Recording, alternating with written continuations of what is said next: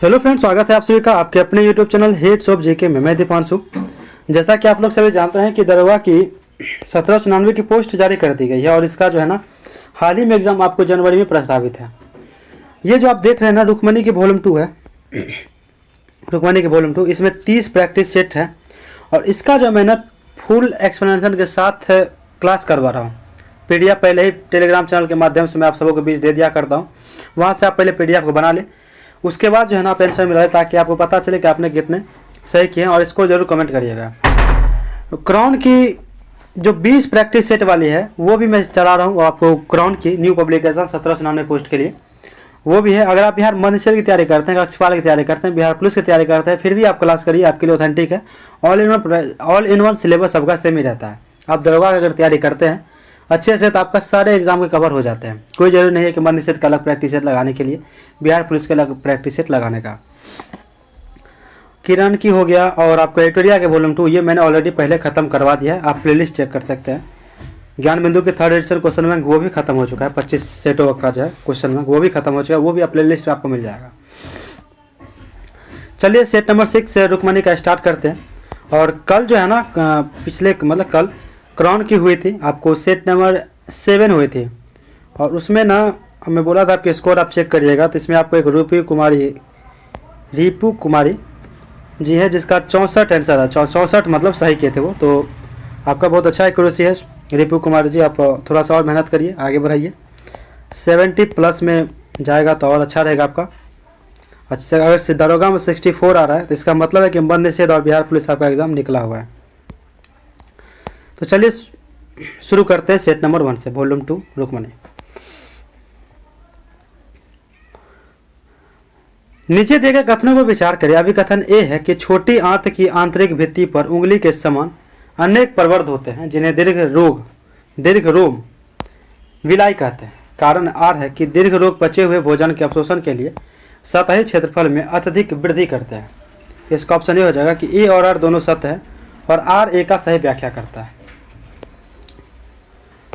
दूसरा हो जाएगा कि पादप रोग और कॉलम बी में है कारण सूक्ष्म जीव का मिलान करना है। 2 का हो जाएगा ऑप्शन ए। सिट्रस कैंकर हो जाएगा आपको जीवाणु और गेहूं का रस्ट रोग हो जाएगा कवक और भिंडी की पित्त सिरा मोजेक हो जाएगा। सी का 2 हो जाएगा विषाणु और आलू के पछेती अंगमारी रोग हो जाएगा आपका कवक। तीसरा, मानव शरीर में बड़ी आंच होती है ना लार्ज इंसिडेंट के प्रमुख कार्य कौन से होते हैं तो आपका हो जाएगा इसका डी नंबर। 2, 3, 4 यानी कि अपचित भोजन से अतिरिक्त जल एवं कुछ लवणों का अवशोषण। तीसरा है कि मल का निर्माण और अस्थायी भंडारण। चौथा है आपका आंत के जीवाणुओं द्वारा संश्लेषित कुछ विटामिनों जैसे कि विटामिन के का अवशोषण। चौथा, दात्र कोशिका जो है अरक्ता सिकल सेल एनीमिया नामक अनुवांशिक विकार का मूल कारण क्या है। इसका हो जाएगा बी नंबर कि हीमोग्लोबिन अणु की प्रोटीन श्रृंखला में एक बिंदु उत्परिवर्तन। 5वां, सुपोषण की घटना क्या परिणाम है। सुपोषण घटना का यह हो जाएगा जलीय निकाय का पोषण तत्वों से समृद्ध होना जिससे शैवाल की अत्यधिक वृद्धि और ऑक्सीजन की कमी होती है। ईरानी कप 2025-26 से खिताब किस टीम ने जीता है। इसका हो जाएगा भी विदर्भा ने। 7, हाल ही में न्यू वर्ल्ड स्क्रूवर्म संक्रमण के अपने पहले मानव मामले की पुष्टि किस देश ने की। 7 का भी हो जाएगा अमेरिका। 8, FDI विश्व कप 2025 का आयोजन भारत में कहाँ किया जाएगा। ये गोवा में किया जाएगा, बी नंबर। 9 नंबर है, आपको क्या करना है इनडायरेक्ट और डायरेक्ट बताना है। मार्क योर आंसर, ठीक है। She said I will give you RS 100 rupees to keep your mouth shut, ठीक है। 9 का हो जाएगा ए कि she said that he would be give me RS 100 rupees to keep his mouth shut. बोला कि 100 रुपये देंगे और तो अपना मुंह बंद रखना। 10, select the option that express the given sentence active voice में बताना है कि was the bag packed by Mary. Option A हो जाएगा did Mary packed the bag. Ghadar party के संबंध में निम्न से न कौन सा कथन सत्य है। 11 का ऑप्शन सी हो जाएगा स्थापना स्थान जो है सैन फ्रांसिस्को में हुआ था। 12, अमेरिका द्वारा जापान के हिरोशिमा शहर पर किस तिथि को परमाणु बम का हमला किया गया। ऑप्शन सी हो जाएगा 6 अगस्त 1945 को। आंग्ल नेपाल युद्ध की समाप्ति किस वर्ष हुई थी। आंग्ल नेपाल के ऑप्शन हो जाएगा 1816 में सुगोले की संधि के तहत हुआ था। बिहार में भारतीय राष्ट्रीय कांग्रेस का अधिवेशन किस वर्ष से गया शहर में आयोजित किया गया था? गया शहर में पूछ रहा है, ऑप्शन बी हो जाएगा 1922 ईस्वी में। 15 राजा राममोहन राय की मृत्यु कब और कहाँ हुई थी? कहाँ पे हुई थी? ऑप्शन है 1833 ईस्वी में, ब्रिस्टल इंग्लैंड में 33 में हुआ था। 16 चिनाब नदी का वैदिक कालीन नाम क्या है? चिनाब नदी का पूछ रहा, ऑप्शन सी हो जाएगा अश्कनी, अश्कनी। 17 गायत्री मंत्र का उल्लेख है ना ऋग्वेद के किस मंडल में है? ऋग्वेद के तीसरे मंडल में। किस में है? तो तीसरे मंडल में। ये तो क्या है, क्रॉन की है, जो कि कल हुई थी। इसमें रिपू जी का आया था, रिपू कुमारी जी का 64। आगे 18 कांग्रेस के किस अधिवेशन में पूर्ण स्वराज का प्रस्ताव पारित हुआ था? 18 का हो जाएगा आपका ऑप्शन बी लाहौर अधिवेशन 1929 में। 19 बनारसी साड़ियाँ का उत्पादन बिहार के किस जिले में होता है? ऑप्शन सी हो जाएगा कैमूर में। 20 राष्ट्रीय खाद्य सुरक्षा मिशन का शुभारंभ कब किया गया? इसका 2007 में किया गया, 2007 में, ऑप्शन सी। मानव के आंतरिक कर्ण इनर ईयर का कौन सा भाग सुनने के अतिरिक्त शरीर का गतिक संतुलन डायनेमिक बैलेंस बनाए रखने में भी सहायक है? ऑप्शन इसका हो जाएगा सी नंबर अर्धवृत्ताकार नलिकाएं। 22 मानव नर जनन तंत्र में शुक्राशय और प्रोस्टेट ग्रंथि का मुख्य कार्य क्या है? ऑप्शन सी हो जाएगा ऐसे तरल पदार्थों का स्राव करना जो वीर यानी सीमेंट बनाते हैं तथा शुक्राणु को पोषण और गतिशीलता प्रदान करते हैं। पौधे के प्रो का प्रकाश की ओर मुड़ना प्रकाशानुवर्तन कहलाता है। यह किस हार्मोन के असमान वितरण के कारण होता है? असमान वितरण कारण होता है, यह हो जाएगा ऑक्सीन, ऑप्शन सी। 24 नंबर निम्नलिखित रसायन बंधों की उनकी औसत बंध ऊर्जा एवरेज बॉन्ड एनर्जी के बढ़ते क्रम को व्यवस्थित करना है। ऑप्शन इसका ये हो जाएगा 1 4 2 3, यानी पहले होगा एकल बंध, उसके बाद ये भी एकल ही बंध है, दूसरा हो जाएगा डबल बंध, उसके बाद ट्रिपल बंध, यानी एकल एकल, उसका दो, इसका त्रिपल। दिए गए कथनों विचार करना है। कथन एक कहता है कि रासायनिक बंधों का टूटना एक उष्माशोषी प्रक्रिया है जबकि नए बंध का बनना एक उष्माक्षेपी है। कथन दूसरा किसी उष्माक्षेपी अभिक्रिया में है अभिकारकों की कुल ऊर्जा उत्पादों यानी प्रोडक्ट की कुल ऊर्जा से अधिक होती है। सही विकल्प बताना, ऑप्शन सी हो जाएगा। कथन एक और दोनों क्या है? सही है। 26 किस देश ने विश्व का पहला एआई संचालित राइट बैंक लॉन्च किया? राइट बैंक लॉन्च किया है, मलेशिया हो जाएगा, ऑप्शन डी। राष्ट्रीय राजमार्ग प्राधिकरण NHAI ने प्रोजेक्ट आरोहण किसके सहयोग से शुरू किया? प्रोजेक्ट आरोहण इसका हो जाएगा आपको 27 का, option be what is infrastructure trust. 28 Bharat America का राजदूत किसे नियुक्त किया गया है? अमेरिका का सर्जियो गोर को, ऑप्शन ए हो जाएगा। 29 जिसके पास कुछ भी ना हो वाक्यांश के लिए इनमें से कौन सा एक शब्द उपयुक्त है? ऑप्शन डी हो जाएगा अर्किंचन, अर्किंचन। इनमें से विस्मयादि बोधक चिन्ह कौन सा है? ऑप्शन बी हो जाएगा एक्सप्लेनेशन मार्क भी इसको बोलते हैं। 31 भारतीय नियोजन के इतिहास में बॉम्बे प्लान किसके द्वारा प्रस्तुत किया गया था? बॉम्बे प्लान का बात किया जा रहा है। 31 का ऑप्शन डी हो जाएगा उपयुक्त में से किसी के द्वारा नहीं। एक्सप्लेनेशन में इसका विस्तार पूर्वक देखेंगे।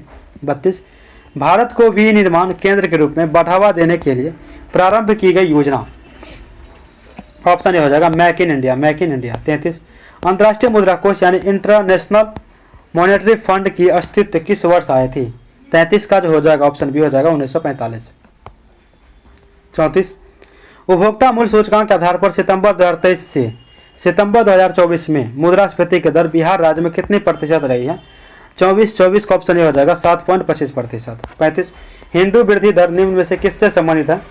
35 का जो हो जाएगा आपका ऑप्शन 35 का ऑप्शन सी हो जाएगा GDP। 36 निम्नलिखित में से कौन सम्मिलित है? ऑप्शन डी हो जाएगा उपयुक्त में से कोई नहीं सम्मिलित है। इसका एक्सप्लेनेशन में देखते हैं। 36 का डी हो जाएगा। 37 PV नरसिम्हा राव कब भारत के प्रधानमंत्री पद पे रहे थे? ये हो जाएंगे 1991 से लेकर 1996, ऑप्शन बी। ठीक है। 38 विभिन्न पद या सदस्य प्रत्याशी के रूप में ली जाने वाली शपथ पर प्रतिज्ञानों के प्रारूप का उल्लेख भारतीय संविधान की किस अनुसूची में दिया गया है? अनुसूची में दिया गया है। 38 का जो आंसर हो जाएगा ऑप्शन सी हो जाएगा तीसरी अनुसूची। 39 संसद के सदनों की संयुक्त बैठक कब बंद संविधान के किस अनुच्छेद से उपलब्ध है? 39 का हो जाएगा आपका अनुच्छेद 108, संयुक्त बैठक 108, संयुक्त अधिवेशन 108। भारतीय संविधान के किस भाग को 97वें संशोधन अधिनियम द्वारा जोड़ा गया?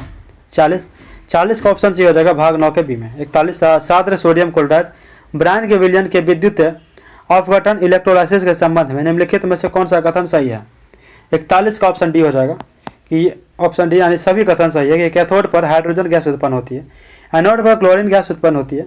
प्रक्रिया के परिणाम स्वरूप सोडियम हाइड्रोक्साइड का निर्माण होता है और यह प्रक्रिया क्लोर एल्कली प्रक्रिया कहलाती है।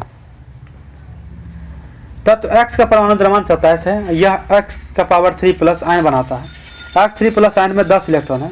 X के परमाणु न्यूट्रॉन की संख्या कितनी हो जाएगी? 42 का जो ऑप्शन हो जाएगा आपका बी नंबर हो जाएगा 14, बी हो जाएगा बी 14 नंबर।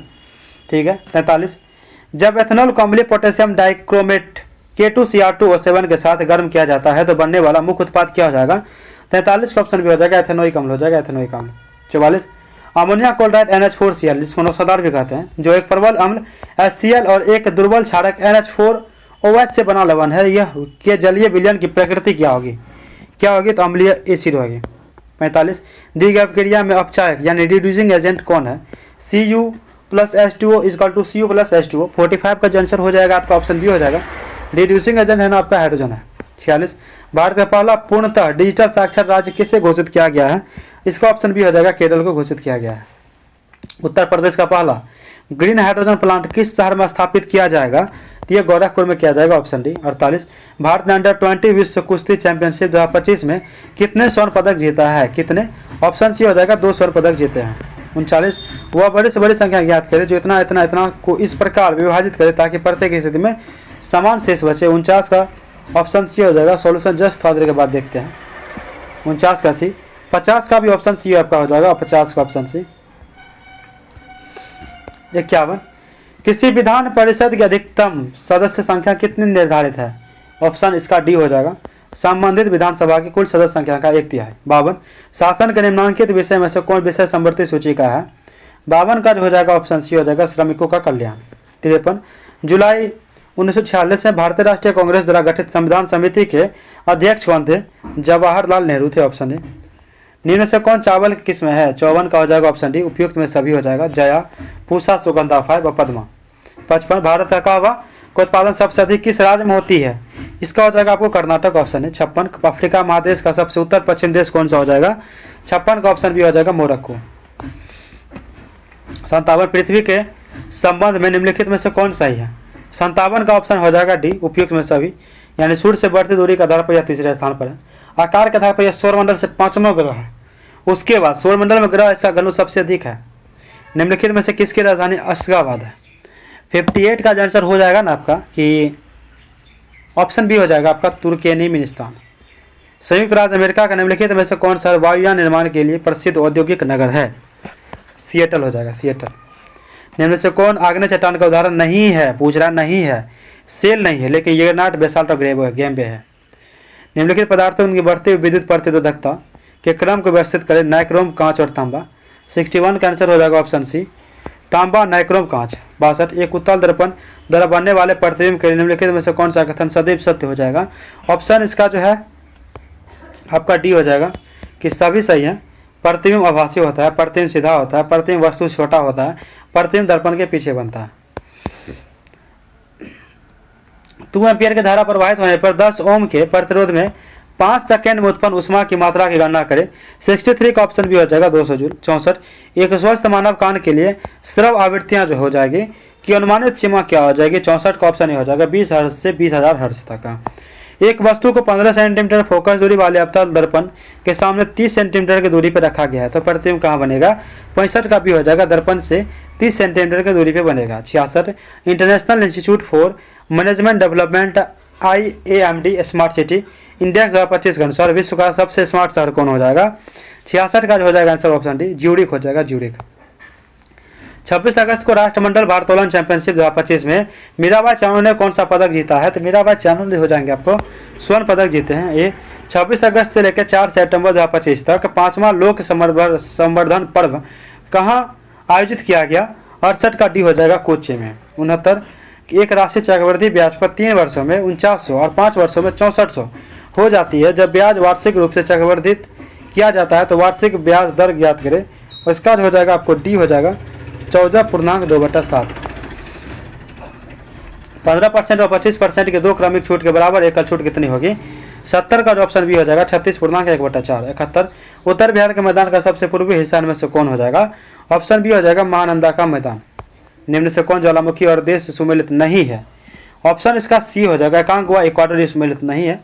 72 का ऑप्शन सी हो जाएगा। लेकिन किलिमंजारो तंजानिया में है, फ्यूजियामा आपको जापान में है, और माउंट पोपा है ना, ये भी म्यांमार में है। 73 टेनिस में अंतर्राष्ट्रीय टेनिस महासंघ के अनुसार युगल मैच के लिए कोर्ट डैश चौड़ा होना चाहिए। 73 का ऑप्शन बी हो जाएगा 36 फीट। हरित क्रांति के बाद कृषि पद्धति में क्या परिवर्तन देखा गया? ये इसका देखा गया कि कम उपज वाली फसलों से अधिक उपज वाले फसल की ओर विस्थापन। ऑप्शन ए हो जाएगा। ताम्रपाषाण काल की मालवा बस्तियों की अत्यधिक सघनता निम्नलिखित में से किस स्थान पर पाई गई?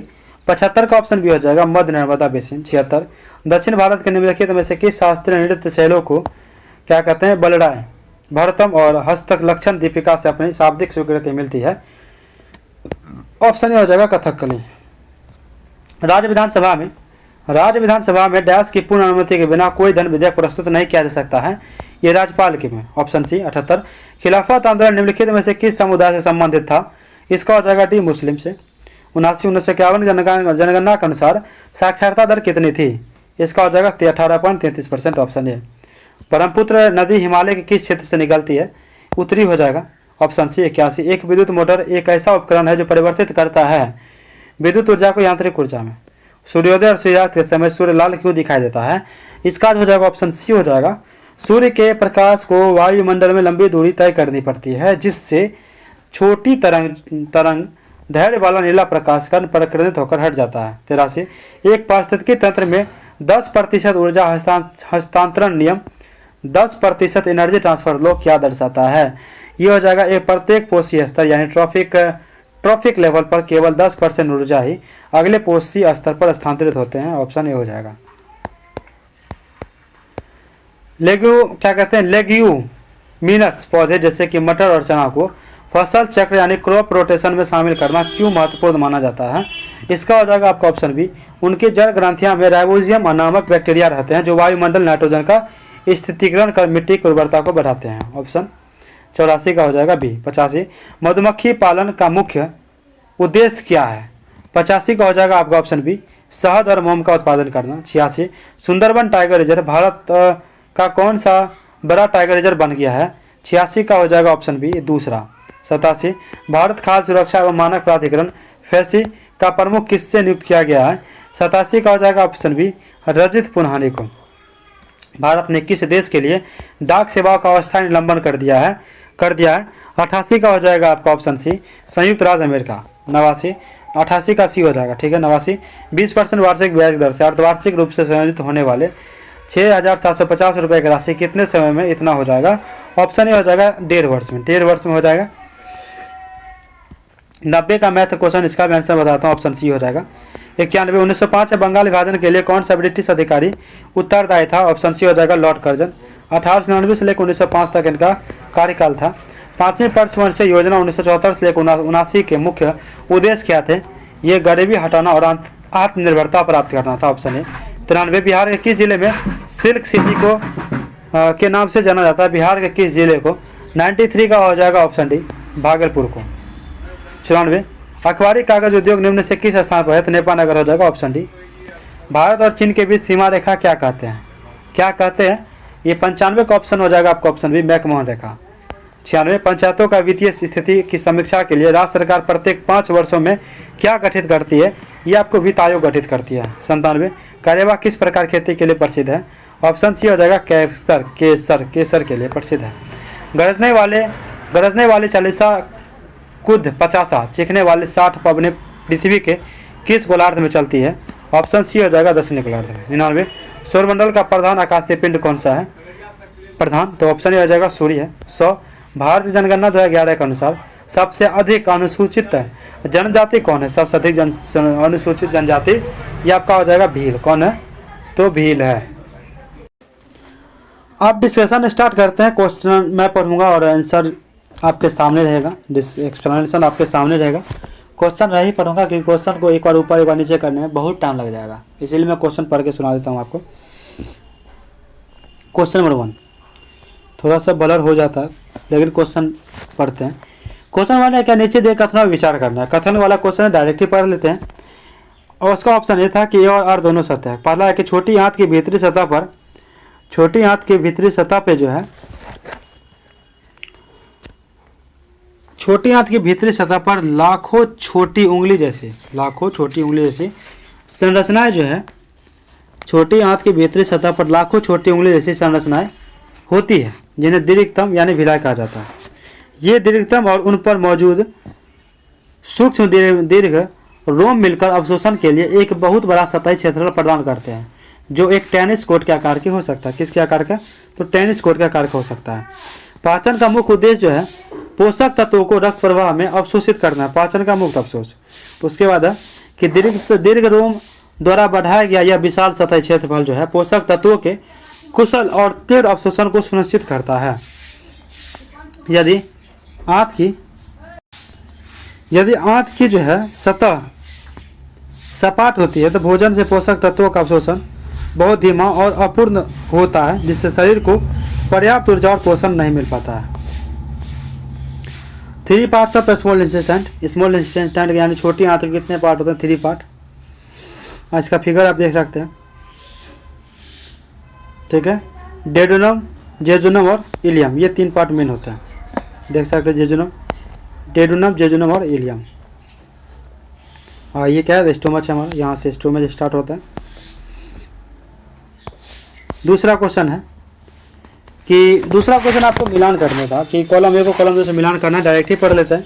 सिट्रस संकर होता है आपको जीवाणु से, गेहूं का रस्ट होता है कवक से, भिंडी का पित्त या शिरा मोजक रोग विषाणु से, आलू का पैती अंगमारी रोग होता है यह कवक से। सिट्रस संकर रोग यह नमूज से खट्टे फलों में होने वाला एक रोग है जो जेनथोकोरस नामक जीवाणु के कारण होता है। गेहूं का रस्ट रोग मुख्यतः गेहूं की फसल का एक प्रमुख रोग है जो पक्सिनिया नामक कवक द्वारा होता है। भिंडी के पित्त शिरा मोजक रोग मुख्यतः भिंडी के पौधे का एक विषाणु जनित रोग है जिससे पत्ती की शिराएं पीली पड़ जाती है। यह मोजक विषाणु यानी वायरस द्वारा होता है।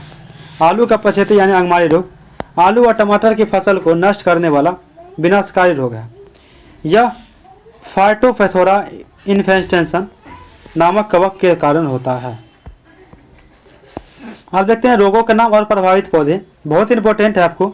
जैसे कि आप नींबू का जो है ना, नींबू का कैंकर रोग जो होता है, नींबू संतराम होता है, प्रभावित पौधे हो जाएंगे। पत्तियों, तनों और फलों पर धब्बेदार उड़े हुए क्या कहते हैं, चांद बन जाते हैं यानी घाव बन जाते हैं, एक तरह से घाव बोल सकते हैं इसको। दूसरा आलू का सेथिल यानी विल्ट रोग आलू और टमाटर बैगन में समय होता है। पत्तियों में क्या होता है, पत्ती पीली होकर मुरझा जाती है और पौधा सूख जाता है। आगे धान का अंगमारी रोग ये जो कि ब्लाइट भी बोला जाता है, इसको ब्लाइट, ये धान में होता है। पत्तियों पर पीले हरे रंग की धारियाँ बनती है जो बाद में सूख जाती है।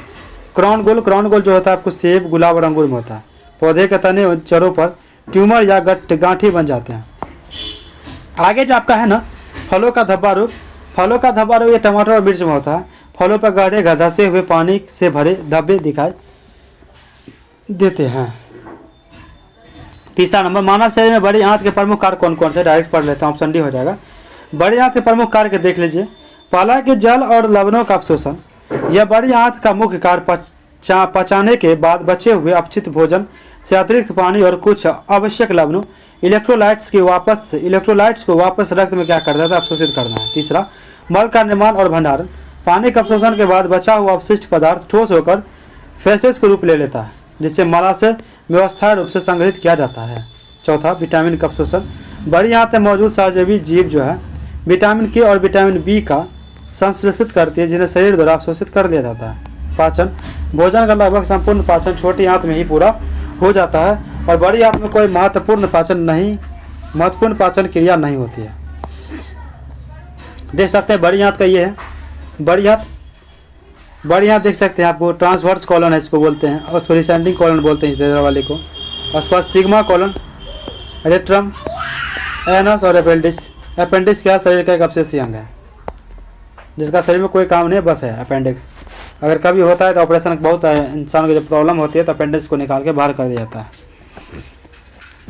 दांत कोशिका जो है ना अरक्ता यानी सिकल सेल एनीमिया नामक अनुवांशिक विकार का मूल कारण क्या है?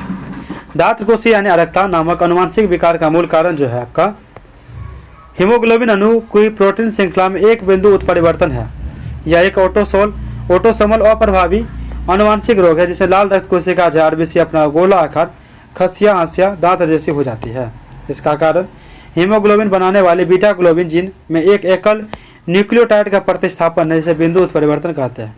इस उत्परिवर्तन कारण प्रोटीन श्रृंखला में ग्लूटामिक एसिड नामक एमिनो एसिड की जगह वेलिन आ जाता है, जिससे हीमोग्लोबिन की संरचना बदल जाती है। ये हंसिया के आकार की कोशिका कठोर होती है और छोटी रक्त वाहिकाओं में फंसकर रक्त प्रवाह को बाधित कर सकती है, जिससे दर्द और अंग क्षति होती है। 5. सुपोषण घटना का क्या परिणाम है? सुपोषण घटना परिणाम जलीय निकाय के पोषक तत्वों से समृद्ध होना, जिससे शैवाल की अत्यधिक वृद्धि और ऑक्सीजन की कमी होती है। सुपोषण तब होता है जब कृषि अपवाह, उर्वरक और सीवेज से नाइट्रेट और फॉस्फेट जैसे पोषक तत्वों जैसे झील या तालाब जैसे जल निकाय में अधिक मात्रा में पहुँच जाते हैं। इन अतिरिक्त पोषक तत्वों के कारण शैवाल की जनसंख्या में विस्फोट वृद्धि होती है, जिसे क्या कहते हैं? शैवाल प्रष्ठोपण कहते हैं।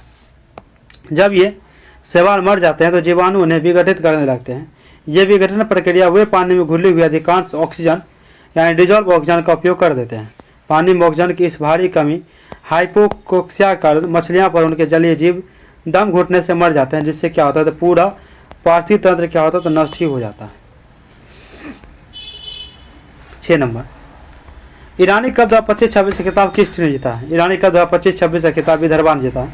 विदर्भ टीम ने रेस्ट ऑफ इंडिया को 93 रन हराकर यह खिताब जीता है। विदर्भ टीम के कप्तान अक्षय वाडकर और शेष भारत के कप्तान रजत पाटीदार हैं। ईरानी कप का फाइनल मैच जो है नागपुर के विदर्भ क्रिकेट एसोसिएशन स्टेडियम में खेला गया। ठीक है। 7 नंबर क्वेश्चन है कि हाल ही में न्यू वर्ल्ड स्कूमर संक्रमण की अपने पहले मानव मामले की पुष्टि किस देश ने की थी? हाल ही में न्यू वर्ल्ड स्कूमर संक्रमण के अपने पहले मानव मामले की पुष्टि अमेरिका ने की है।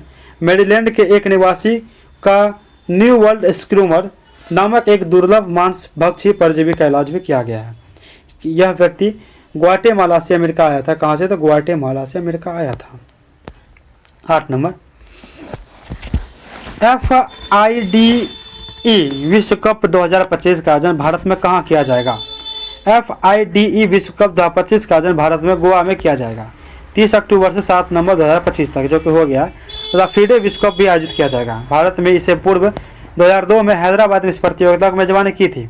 फीडे का पूर्ण रूप है फेडरेशन इंटरनेशनल डेस इनहेस, जिसका अर्थ है कि इंटरनेशनल चेस फेडरेशन होता है। इसका स्थापना 20 जुलाई 1924 को पेरिस फ्रांस में हुई थी और मुख्यालय लुसाना स्विट्जरलैंड में है। फीडे के अध्यक्ष वर्तमान में अर्काडी इकोविच है। अर्काडी इकोविच न है कि इसको डायरेक्ट इनडायरेक्ट बताना था। इसका क्या हो जाएगा आपका? डायरेक्ट जो क्वेश्चन था ना कि she said I will give you 100 rupees to keep your mouth shut, तो she said I will give you 100 rupees to keep your mouth shut, indirect speech हो जाएगा इसका। 10 नंबर का डायरेक्ट क्या हो जाएगा कि she said that she would give him 100 to keep him mouth shut, direct speech हो जाएगा। 2 बार मैं एक्टिव ही पढ़ लिया था। 10 नंबर इसका एक्टिव टू पैसिव बताना है। ठीक है, पेसिव टू एक्टिव बताना है। पेसिव क्या है कि was the bag packed by many, ये आपको पेसिव है। और इसका एक्टिव में क्या हो जाएगा? तो वाज डिड में चेंज हो जाएगा। ठीक है, और आपको जो पैक्ड है ना, पैक्ड, इसको आप V1 में चेंज करेंगे तो did many pack the bag, active voice did Mary pack the bag. 11 Ghadar party के संबंध में है ना कौन सा कथन जो है सही तथ्य है? गदर पार्टी की स्थापना 1913 से में सैन फ्रांसिस्को अमेरिका में की गई थी। गदर पार्टी के संस्थापक नेता लाल हरदयाल, रामचंद्र बरकतुल्ला, सोहन सिंह भाकना आदि थे। गदर पार्टी भारत की स्वतंत्रता के लिए गठित एक क्रांतिकारी संगठन थी। गदर पार्टी को शुरू से पैसिफिक कोस्ट हिंदुस्तान एसोसिएशन का नाम दिया गया था। क्रांतिकारी नेता श्यामजी कृष्ण वर्मा द्वारा 1905 में लंदन में इंडिया हाउस नामक संगठन स्थापित भी किया गया था। लंदन में इंडिया हाउस नामक। 12 नंबर अमेरिका द्वारा जापान के हिरोशिमा शहर पर किस तिथि को परमाणु बम से हमला किया गया था? परमाणु बम का। तो ऑप्शन सी हो जाएगा 6 अगस्त 1945 को। अमेरिका द्वारा जापान के हिरोशिमा शहर पर है ना 6 अगस्त 1945 को परमाणु बम का हमला किया गया था हिरोशिमा पर। उसका देखिए हिरोशिमा पर बम गिराने के 3 दिन बाद ही अमेरिका ने जापान के नागासाकी शहर पर परमाणु बम का हमला किया था। अमेरिका ने 9 अगस्त 1945 को नागासाकी पर परमाणु बम गिराया था। 6 अगस्त 1945 को सुबह 8:15 बजे हिरोशिमा पर परमाणु बम गिरा गया था। 9 अगस्त 1945 को सुबह 11:02 यानी 11:02 पर है ना नागासाकी पर परमाणु बम गिराया गया। देखिए टाइम भी दिया हुआ है, टाइम बहुत कम ही मिलेगा आपको देखने के लिए। 9 अगस्त 1945 को सुबह 11:02 पे नागासाकी पर परमाणु बम गिराया गया था। हिरोशिमा पर गिराए गए बम का नाम जो है लिटिल बॉय था, और नागासाकी पर बम गिराए गए नाम जो फैटमैन था। दोनों में कन्फ्यूजन हो जाता है बहुतों को। परमाणु बम के जनक जो है जूलियस रॉबर्ट ओपनहीमर को माना जाता है। प्रथम परमाणु परीक्षण 16 जुलाई 1945 को मैनहट्टन प्रोजेक्ट आर्गनते न्यू मैक्सिको के अलामोगाडो में किया गया था। 13 नंबर क्वेश्चन है आपका कि आंग्ल नेपाल युद्ध की समाप्ति किस वर्ष हुई थी। आंग्ल नेपाल युद्ध की समाप्ति है ना आपको 1816 में हुई थी। आंग्ल नेपाल युद्ध 1814 से लेकर 1816 ईस्वी तक के मध्य हुआ था, और सुगौली संधि 1816 द्वारा आंग्ल नेपाल का युद्ध समाप्ति हुई थी। सुगौली संधि से नेपाल ने अपना 1/3 भूभाग ब्रिटिश कंपनी शासन को सौंप दिया था। आंग्ल नेपाल युद्ध को गोरखा युद्ध के नाम से भी जाना जाता है, क्योंकि नेपाल सेना ने गोरखा सैनिक थे, क्योंकि नेपाली सेना में क्या थे, गोरखा सैनिक थे। सुगौली की संधि पर नेपाल के प्रतिनिधि हस्ताक्षर करने वाले गजराज मिश्र थे। बिहार में भारतीय राष्ट्रीय कांग्रेस का अधिवेशन है ना किस वर्ष गया शहर में आयोजित हुआ था। वर्ष 1922 में भारतीय राष्ट्रीय कांग्रेस का अधिवेशन है ना बिहार के गया में हुआ था। 1922 में गया में कांग्रेस का अधिवेशन बिहार में होने वाले कांग्रेस का दूसरा अधिवेशन था। 1922 में गया अधिवेशन का अध्यक्ष कौन थे, CR दास थे। बिहार में कांग्रेस का पहला अधिवेशन है ना आपको 1912 में पटना बांकीपुर में हुआ था, जिसके अध्यक्ष RN मुधोलकर थे। स्वतंत्रता पूर्व बिहार में हुए तीसरे कांग्रेस अधिवेशन 1940 ईस्वी में रामगढ़ जानकी झारखंड में हुआ था, जिसका अध्यक्ष मौलाना अबुल कलाम आजाद बने थे। स्वतंत्रता से पूर्व सबसे लंबी अवधि में है ना 1940 से लेकर 1945 तक कांग्रेस के अध्यक्ष रहने वाले मौलाना अबुल कलाम आजाद थे। 15 नंबर राजा राम मोहन राय की मृत्यु कब और कहाँ हुई थी। तो राजा राम मोहन राय की मृत्यु है ना आपको 1833 ईस्वी में इंग्लैंड के ब्रिस्टल में हो गई थी। इंग्लैंड के ब्रिस्टल में हो गई थी। राजा राम मोहन राय का जन्म 22 मई 1772 ईस्वी में हुगली जिले के राधानगर स्थान पर हुआ था। राजा राम मोहन राय को राजा की उपाधि मुगल बादशाह अकबर द्वितीय ने दिया था। अकबर द्वितीय का शासनकाल 1806 से लेकर 1837 ईस्वी तक था। राजा राम मोहन राय को आधुनिक भारत का अग्रदूत या आधुनिक भारत का प्रथम दृष्टा कहा जाता है।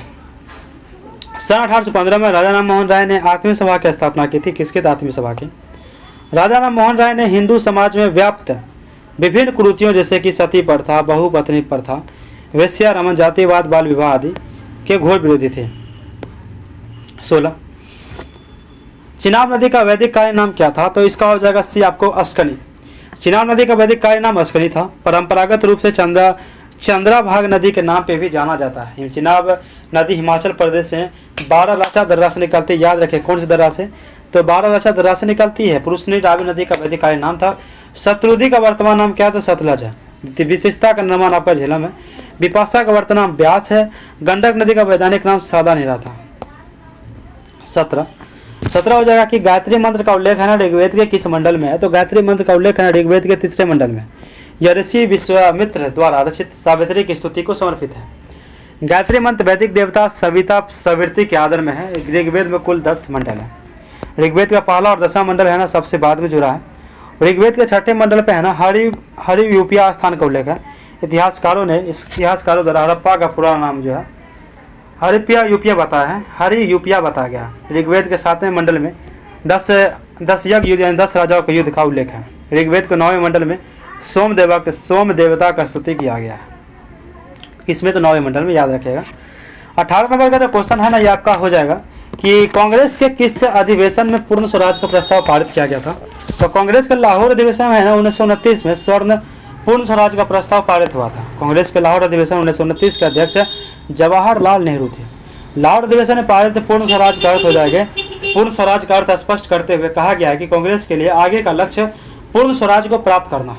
31 दिसंबर 1929 को मध्य रात्रि में कांग्रेस अध्यक्ष जवाहरलाल नेहरू ने लाहौर के रावी नदी के तट पर भारतीय स्वतंत्रता का प्रतीक तिरंगा झंडा फहराया था। इस अधिवेशन के दौरान यह तय किया गया कि अगले 26 जनवरी यानी 26 जनवरी 1930 को पूर्ण स्वराज दिवस यानी कि स्वाधीनता दिवस के रूप में मनाया जाएगा। और इसीलिए है ना 26 जनवरी को हमारा संविधान लागू किया गया था। 19 नंबर बनारसी साड़ियों का उत्पादन बिहार के किस जिले में होता है। ये आपको कैमूर जिला में होता है। बिहार के कैमूर जिला में बनारसी साड़ियों के साथ साथ ऊनी कालीन का भी उत्पादन होता है। पटना एवं सिवान में सूती कपड़ों एवं सजावटी कपड़ों का उत्पादन होता है। भागलपुर में रेशमी एवं सूती वस्त्रों का उत्पादन होता है। भागलपुर रेशम उत्पादन के लिए विशेष स्थान रखता है। कौन? तो भागलपुर, याद रखिएगा। गया सूती कपड़ों के धान, बेडशीट, तौलिया, गमछा इत्यादि के उत्पादन के लिए प्रसिद्ध है। भागलपुर को सिल्क सिटी भी कहा जाता है। बिहार का औद्योगिक शहर बेगूसराय जिला को कहते हैं। 20 नंबर, राष्ट्रीय खाद्य सुरक्षा मिशन का शुभारंभ कब किया गया?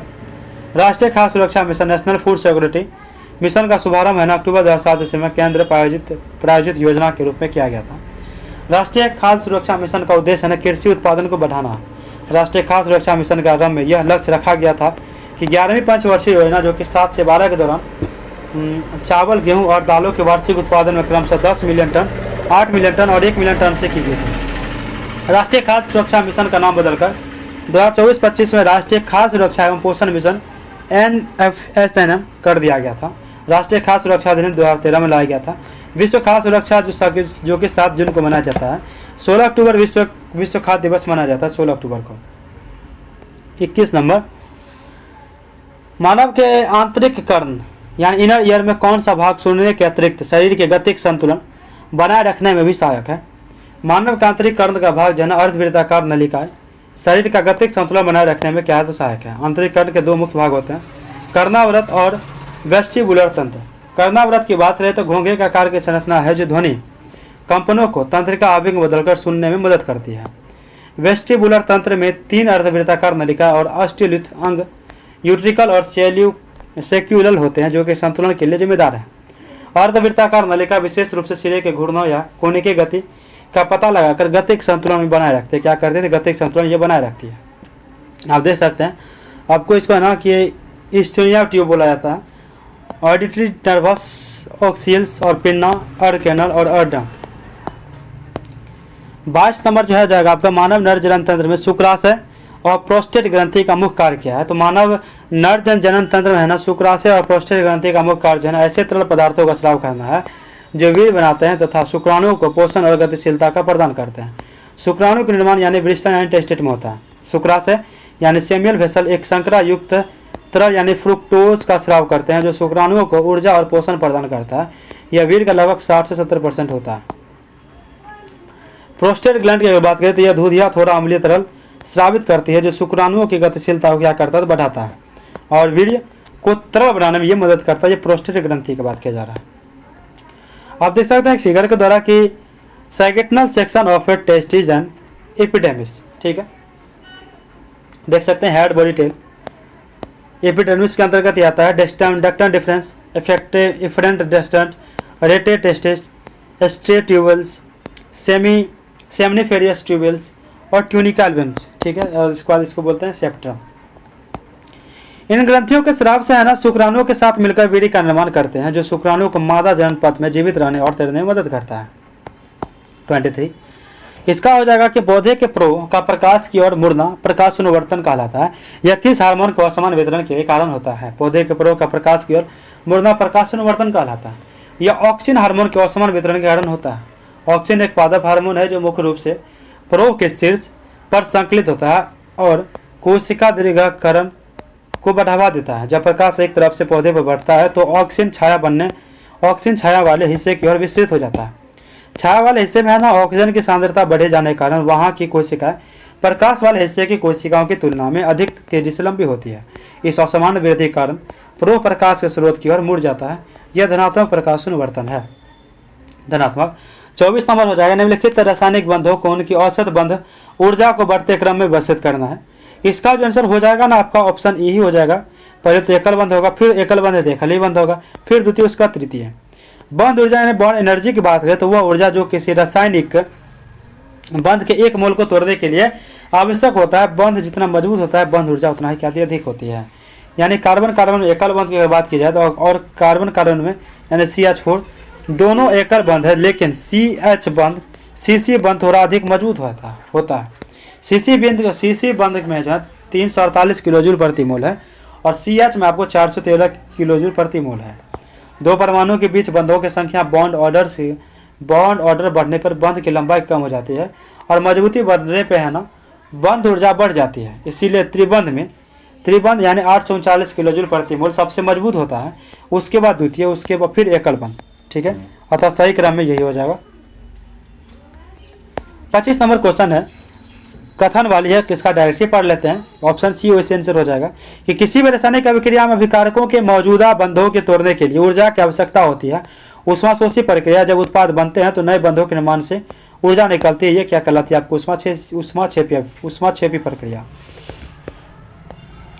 आगे आपको एक ऊष्माक्षेपी यानी एक्सोथर्मिक अभिक्रिया में अभिक्रिया के दौरान शुद्ध ऊर्जा निकलती है, जिसका मतलब है कि नए बंधों के बनने से निकलने वाली ऊर्जा पुराने बंधों के तोड़ने के लिए दी गई ऊर्जा से अधिक होती है। इसलिए उत्पादों की कुल ऊर्जा अभिकारकों की कुल ऊर्जा से कम होती है। इसके विपरीत एक ऊष्माक्षेपी यानी एंडोथर्मिक अभिक्रिया में उत्पादों की कुल ऊर्जा अभिकारकों से अधिक होती है। किसी अभिक्रिया की कुल ऊर्जा परिवर्तन होती है आपको एंथैल्पी, इन दोनों प्रक्रियाओं के बीच ऊर्जा के अंतर से निर्धारित होती है। किससे? तो ये आपको अंतर से निर्धारित होती है। 26 नंबर 26 नंबर पढ़ते हैं। क्वेश्चन 26 कहता है कि किस देश ने विश्व का पहला एआई संचालित राइट बैंक लॉन्च किया है? तो इसका होता है कि मलेशिया ने विश्व बैंक का पहला एआई संचालित राइट बैंक लॉन्च किया है। इस एआई संचालित बैंक का YTL ग्रुप और सी लिमिटेड के सहयोग शुरू किया गया है। यह बैंक मलेशिया की भाषाओं और संस्कृति के साथ एआई तकनीक को जोड़ता है। राइट बैंक को बैंक नेगारा मलेशिया द्वारा लाइसेंस प्राप्त है और अपना PITM द्वारा सुरक्षित है। वर्तमान मलेशिया के प्रधानमंत्री अनवर इब्राहिम है। यहाँ की राजधानी कुआलालंपुर है। यहाँ की मुद्रा मलयासी रियाल है। 27 नंबर राष्ट्रीय राजमार्ग प्राधिकरण NHAI ने प्रोजेक्ट आरोहण किसके सहयोग से आना शुरू की है? तो इसका जो हो जाएगा ना आपको आंसर ऑप्शन बी हो जाएगा। राष्ट्रीय राजमार्ग प्राधिकरण NHAI ने प्रोजेक्ट आरोहण वर्टिस इंफ्रास्ट्रक्चर ट्रस्ट के सहयोग से शुरू किया है। इसका उद्देश्य टोल प्लाजा कर्मचारियों के बच्चों की शिक्षा से सहायता प्राप्त करना है। इस योजना के तहत छात्रों को छात्रवृत्ति, मेंटरशिप और कौशल विकास कार्यक्रम उपलब्ध कराए जाएंगे। 28 नंबर भारत के अमेरिका के राजदूत किसे नियुक्त किया गया है? भारत में अमेरिका के राजदूत सर्जियो गोर को नियुक्त किया गया है। अमेरिका राष्ट्रपति डोनाल्ड ट्रंप ने सर्जियो गोर को भारत के राजदूत तथा दक्षिण और मध्य एशिया के लिए विशेष दूत बनाया है। वर्तमान में सर्जियो गोर ट्रंप प्रशासन में head of presidential personal appointments है। अमेरिका राजदूत की नियुक्ति ऐसे समय में हुई है जब भारत अमेरिका संबंध तनावपूर्ण है। 29 जिसके पास कुछ भी ना हो वाक्यांश के लिए इनमें से कौन सा एक शब्द उपयुक्त है? तो जिसके पास कुछ भी ना हो वाक्यांश के लिए है ना अकिंचन होगा, अंकुचन शब्द का विलोम प्रसारण होगा और अलभ्य का विलोम शब्द लभ्य होगा। 30 इनमें मियादी बोधक चिन्ह कौन सा हो जाएगा? तो आपको एक्सप्लेनेशन मार्क इसको बोलते हैं। प्रश्नवाचक संघ देख सकते हैं। पूर्ण विराम ये लाइन होता है। अर्ध विराम जिसको एक पॉइंट और एक नीचे में दे देंगे। अल्प विराम ये सिंपल ऐसे, और अवतरण चिन्ह होता है कि ये इन्वर्टेड कॉमा भी इसको बोलते हैं इंग्लिश में, सेमी कॉलन इसको, ठीक है। 31 का जो मैथ को 31 क्वेश्चन है कि भारतीय नियोजन के इतिहास में बॉम्बे प्लान किसके द्वारा प्रस्तुत किया गया था? बॉम्बे प्लान इसका हो जाएगा डी। भारतीय नियोजन के इतिहास में बॉम्बे प्लान भारत के 8 प्रमुख उद्योगपति द्वारा प्रस्तुत किया गया था। इन 8 उद्योगपति में शामिल हैं पुरुषोत्तम दास ठाकुरदास, JRD टाटा, JD बिरला, लाला श्रीराम, कस्तूर भाई लाल भाई, MD श्रॉफ, अर्धनशील दलाल और जॉन मथाई। बॉम्बे प्लान 1944 से लेकर 45 में प्रकाशित हुई थी। इस योजना में है ना औद्योगिकरण पर जोर दिया गया तथा अगले 15 वर्षों में प्रति व्यक्ति आय को दोगुना करना लक्ष्य के रूप में दर्शाया गया। नागपुर सड़क योजना जो है 1943 से लेकर 1961 के मध्य लाया गया था। बॉम्बे सड़क योजना 1961 से 1981 के मध्य 20 वर्षीय सड़क योजना थी। सड़क विकास योजना 1981 से लेकर 2001 के मध्य लाया गया। लखनऊ योजना सड़क योजना थी। 32 भारत को विनिर्माण केंद्र के रूप में बढ़ावा देने के लिए प्रारंभ की गई योजना। भारत को विनिर्माण केंद्र के रूप में बढ़ावा देने के लिए प्रारंभ की गई योजना मेक इन इंडिया योजना 25 सितंबर 2014 को शुरू किया गया था। असंगठित क्षेत्र के छोटे छोटे कारोबारियों के लिए वित्त एवं कर्ज की सुविधा उपलब्ध कराने हेतु प्रधानमंत्री मुद्रा योजना की शुरुआत 8 अप्रैल 2015 को की गई थी। बहुत बार पूछा गया है।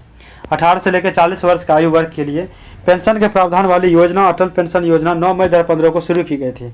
स्मार्ट सिटी मिशन की शुरुआत 25 जून 2015 को हुई थी। इस योजना का उद्देश्य विदेशी और स्वदेशी कंपनियों को भारत में वस्तुओं के निर्माण पर बल दिया गया था।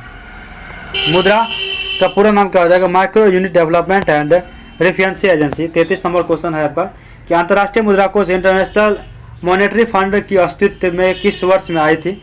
तो अंतर्राष्ट्रीय मुद्रा कोष है ना इंटरनेशनल मॉनेटरी फंड आपको अस्तित्व में 1945 में आई थी। अंतर्राष्ट्रीय मुद्रा कोष के कप्तान पहली बार 1944 में ब्रेटन वुड्स सम्मेलन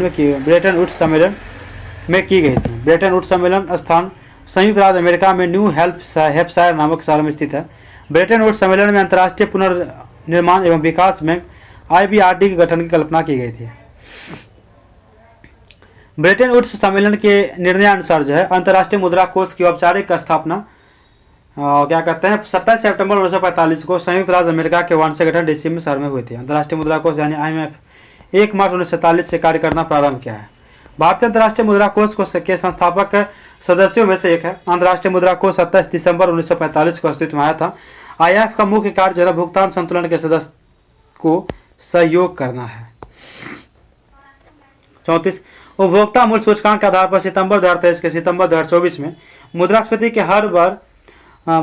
के दर बिहार राज्य में कितने प्रतिशत रही है? तो उपभोक्ता मूल्य सूचकांक के आधार पर सितंबर 2023 में सितंबर 2024 से मुद्रास्फीति की दर बिहार राज्य में 7.25% रही है। इस अवधि में बिहार के ग्रामीण क्षेत्रों में मुद्रास्फीति की दर 7.6% रही है। इस अवधि में बिहार के शहरी क्षेत्रों में मुद्रास्फीति की दर 7.21% रही है। मुद्रा की मात्रा में वृद्धि परंतु मुद्रा की क्रय क्षमता में कमी की स्थिति को मुद्रास्फीति कहते हैं। मुद्रास्फीति की स्थिति में मुद्रा की क्रय क्षमता में कमी आती है लेकिन लोगों की क्रय क्षमता में वृद्धि हो जाती है। मुद्रास्फीति जो है ना अंतर्गत तरलता में वृद्धि हो जाती है। मुद्रास्फीति मांग जनित और लागत जनित मुख्यतः होती है। भारत में मौद्रिक नीति है RBI द्वारा 2 माह पर घोषित किया जाता है। RBI 6 माह पर वित्तीय स्थिरता भी रिपोर्ट जारी करता है। 35 नंबर हिंदू वृद्धि हर निम्न में से किससे संबंधित है? हिंदू वृद्धि दर है ना भारत के GDP से संबंधित है। हिंदू वृद्धि दर या हिंदू विकास दर हिंदू रेट ऑफ ग्रोथ शब्द भारतीय अर्थशास्त्री राजकृष्ण द्वारा 1978 में प्रयोग किया गया था। कब? तो 1978 में। 1950 से लेकर 1980 तक है ना भारत में अर्थव्यवस्था में निम्न आर्थिक वृद्धि के संदर्भ में अर्थशास्त्री राजकृष्ण द्वारा हिंदू विकास दर शब्द का प्रयोग किया गया था। हिंदू विकास दर औसतन 3.5 से लेकर 4% के मध्य थी। राजकृष्ण के हिंदू विकास विचार का कटु आलोचना भी किया जाता था। अर्थशास्त्र के एक समूह भारत में पूर्व में कम आर्थिक विचार दर का महत्वपूर्ण कारण आधारभूत संरचना की कमी और समाजवादी विचार को मानना है। आगे 36 नंबर क्वेश्चन जो है ना निम्नलिखित में सम्मिलित करना है। दिए गए विकल्प यानी अनुच्छेद 43 क्या है? कर्मकारों के निर्वाह की मजदूरी 43 के उद्योग के प्रबंध में कर्मकांड में भाग लेना। 43 के बीच सहकारी समिति का अभिवृद्धि। 44 नागरिकों के लिए समान नागरिकता समिति यानी एक समान नागरिक संहिता। अनुच्छेद 43 को 42वां संविधान संशोधन अधिनियम 1976 द्वारा संविधान में अंतः स्थापित किया गया था।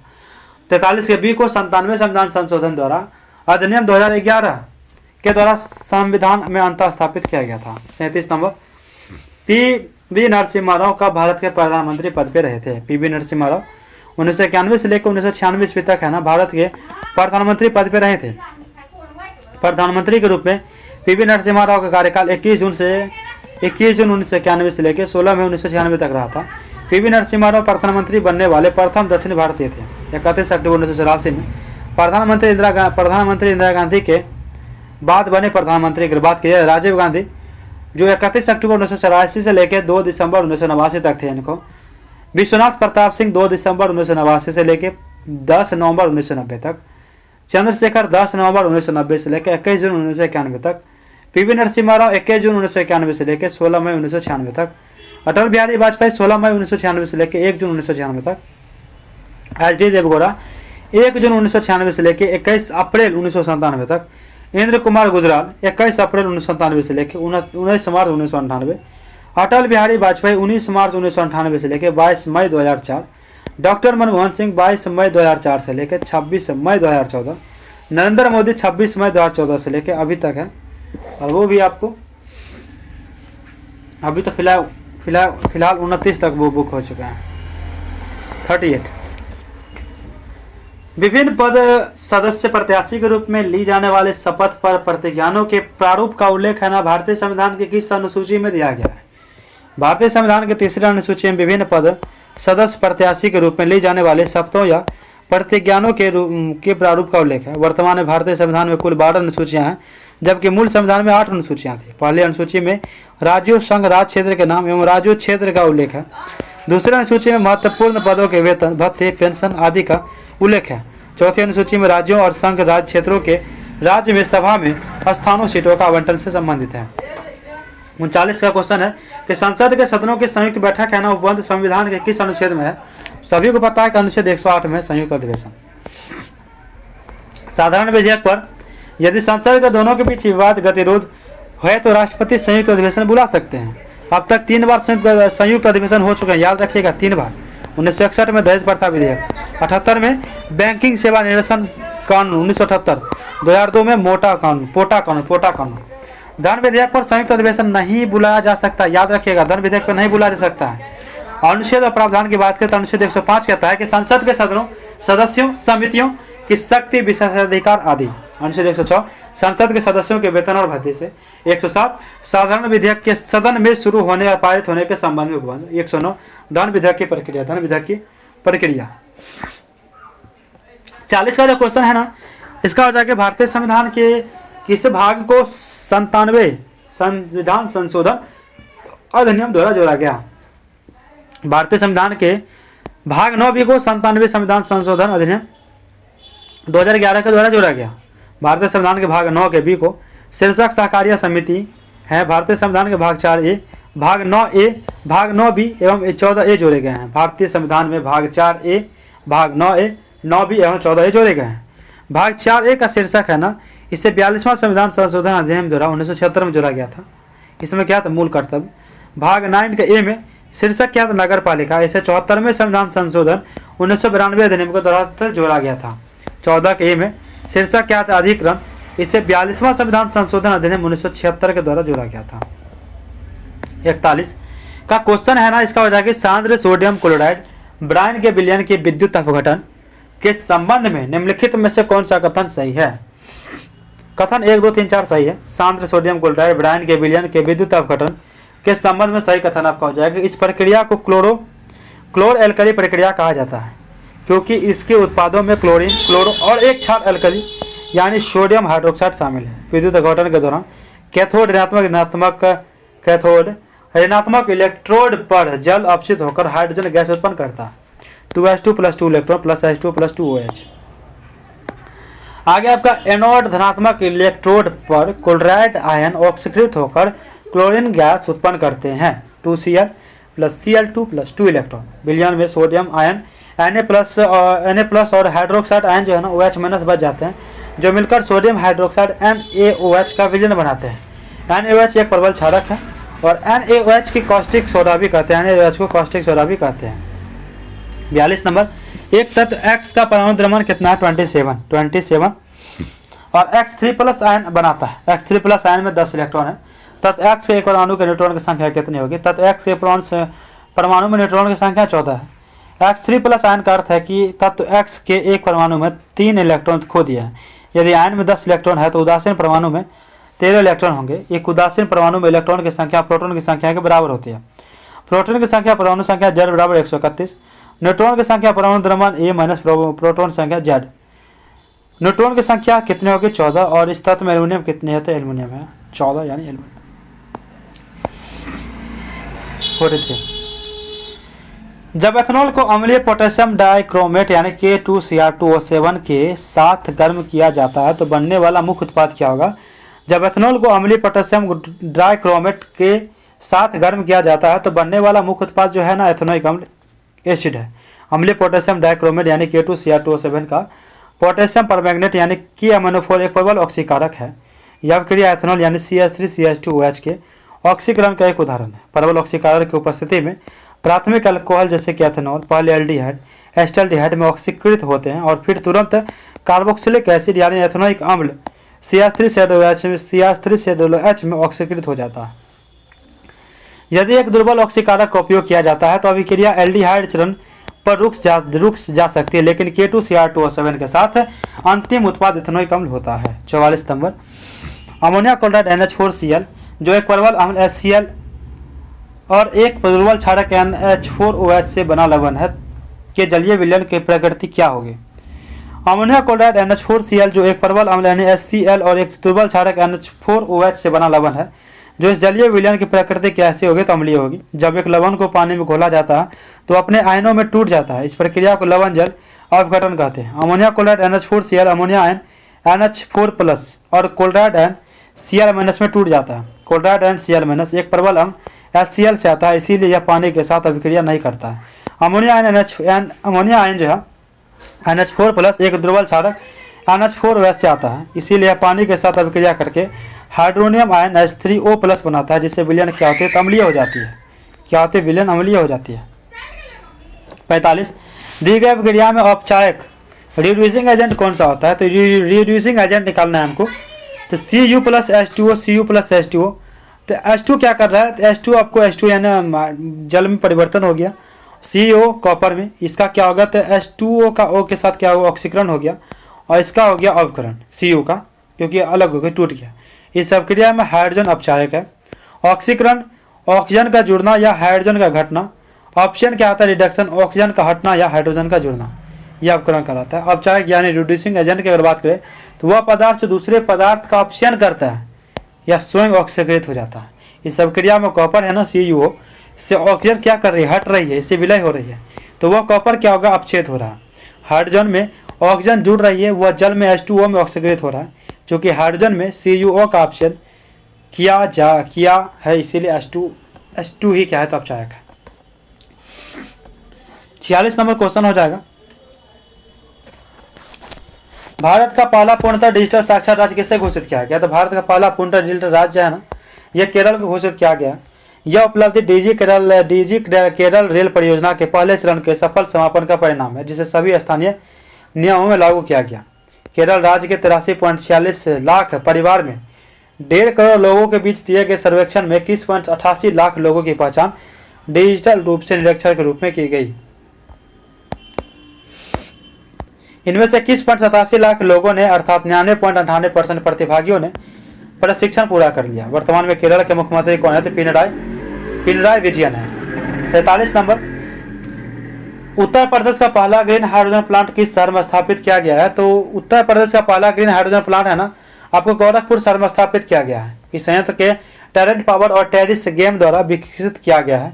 इस राज्य में हरित ऊर्जा और स्वच्छ ईंधन पहल के लिए महत्वपूर्ण कदम माना जा रहा है। इस संयंत्र में प्रति वर्ष 72 टन ग्रीन हाइड्रोजन का उत्पादन करेगा। 72 टन। इस उत्पादित हाइड्रोजन को प्राकृतिक गैस के साथ मिश्रित किया जाएगा। इस मिश्रित प्राकृतिक गैस का उपयोग घरों में, CNG स्टेशनों और उद्योग में किया जाएगा।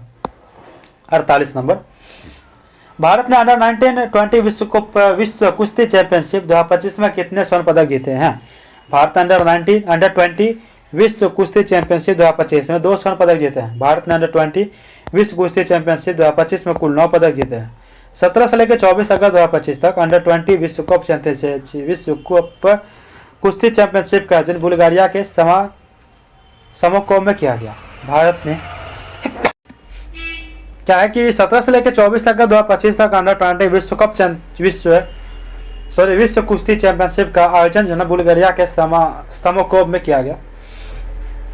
भारत ने कुल 9 पदक जीते, जिसमें 2 स्वर्ण पदक, 4 रजत और 3 कांस्य पदक जीते हैं। भारतीय महिला खिलाड़ियों में काजल 72 kg और तपस्या गहवाल 57 kg में स्वर्ण पदक जीते हैं। 49 नंबर मैथ का क्वेश्चन है। वह बड़ी से बड़ी संख्या ज्ञात करे जो 57, 93, 191 को इस प्रकार विभाजित करे ताकि प्रत्येक स्थिति में क्या है? तो समान शेषफल बचने चाहिए। तो क्या देख रहे हैं आपको? 57, 93, 91 दोनों में अगर देख रहे हैं तो 36 का अंतर है इसमें, और यहाँ पे 90 क्या है? तो 98 का, 36 और 98 का। तो HCF अगर निकालते हैं कितना आता है? 2। तो बड़ी से बड़ी संख्या क्या हो जाएगी? 2 हो जाएगा। हमको 2 निकालना पड़ेगा। और एक और इसका नियम है कि 93 में से 97 घटा देंगे 36, 191 में से 93 घटा देंगे तो 98, और 191 में 97 घटा देंगे तो 134, और अब इस संख्या फिर इसका भी मौसम निकालेंगे तो हमारा क्या आ जाएगा? दोनों 2 आ जाएगा। तो मौसम निकाल के हम इसका याद किया जा सकते कर सकते हैं। 50 नंबर, एक व्यक्ति P से Q तक 10 किलोमीटर प्रति घंटा के चाल से चलता है, लेकिन Q से P तक 12 किलोमीटर प्रति घंटा के चाल से वापस भी आता है। P हो गया ये आपको Q हो गया।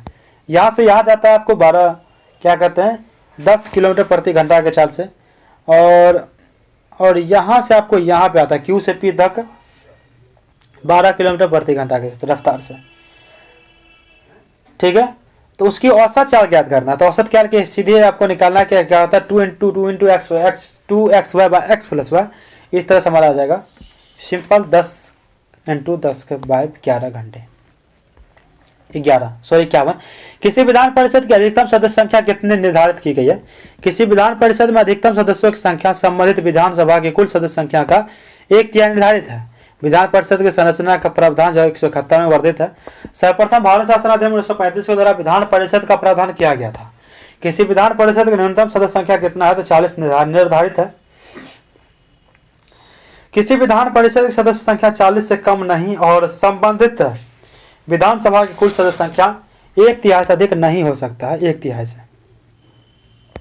52 नंबर, क्या कहते हैं, शासन के निम्नांकित विषयों में कौन सा विषय समवर्ती सूची का है। श्रमिकों का कल्याण, ऑप्शन सी है श्रमिकों का कल्याण विषय समवर्ती सूची का विषय है। श्रमिकों के कल्याण से संबंधित किसी बात पर केंद्र एवं राज्य दोनों तरह के शासन द्वारा कानून निर्माण और निर्णय लिया जा सकता है। समवर्ती सूची के कुछ महत्वपूर्ण विषय भी देख लें। शिक्षा, वन्यजीव जंतुओं का संरक्षण, जनसंख्या नियंत्रण व परिवार नियोजन आदि।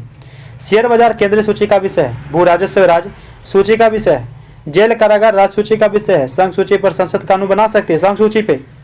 राज्य सूची पे है ना, राज्य विधानमंडल कानून बना सकती है, राज्य सूची पे। समवर्ती सूची पे केंद्र और राज्य सरकार दोनों कानून बना सकती है। दोनों के बनाए गए कानून में मतभेद होने पर केंद्र द्वारा बनाया गया कानून को प्राथमिकता दिया जाएगा। राज्य सूची के विषय पर भी संसद विशेष परिस्थितियों में कानून बना सकती है। अनुच्छेद 248 के तहत अवशिष्ट शक्ति के संसद के पास है। अवशिष्ट शक्ति का प्रयोग है 1994 में संसद ने सेवा कर कानून बनाया था। 53 जुलाई 1946 में भारतीय राष्ट्रीय कांग्रेस के द्वारा गठित संविधान समिति के अध्यक्ष कौन थे। जुलाई 1946 में भारतीय राष्ट्रीय कांग्रेस द्वारा गठित है ना संविधान समिति के अध्यक्ष जवाहरलाल नेहरू थे।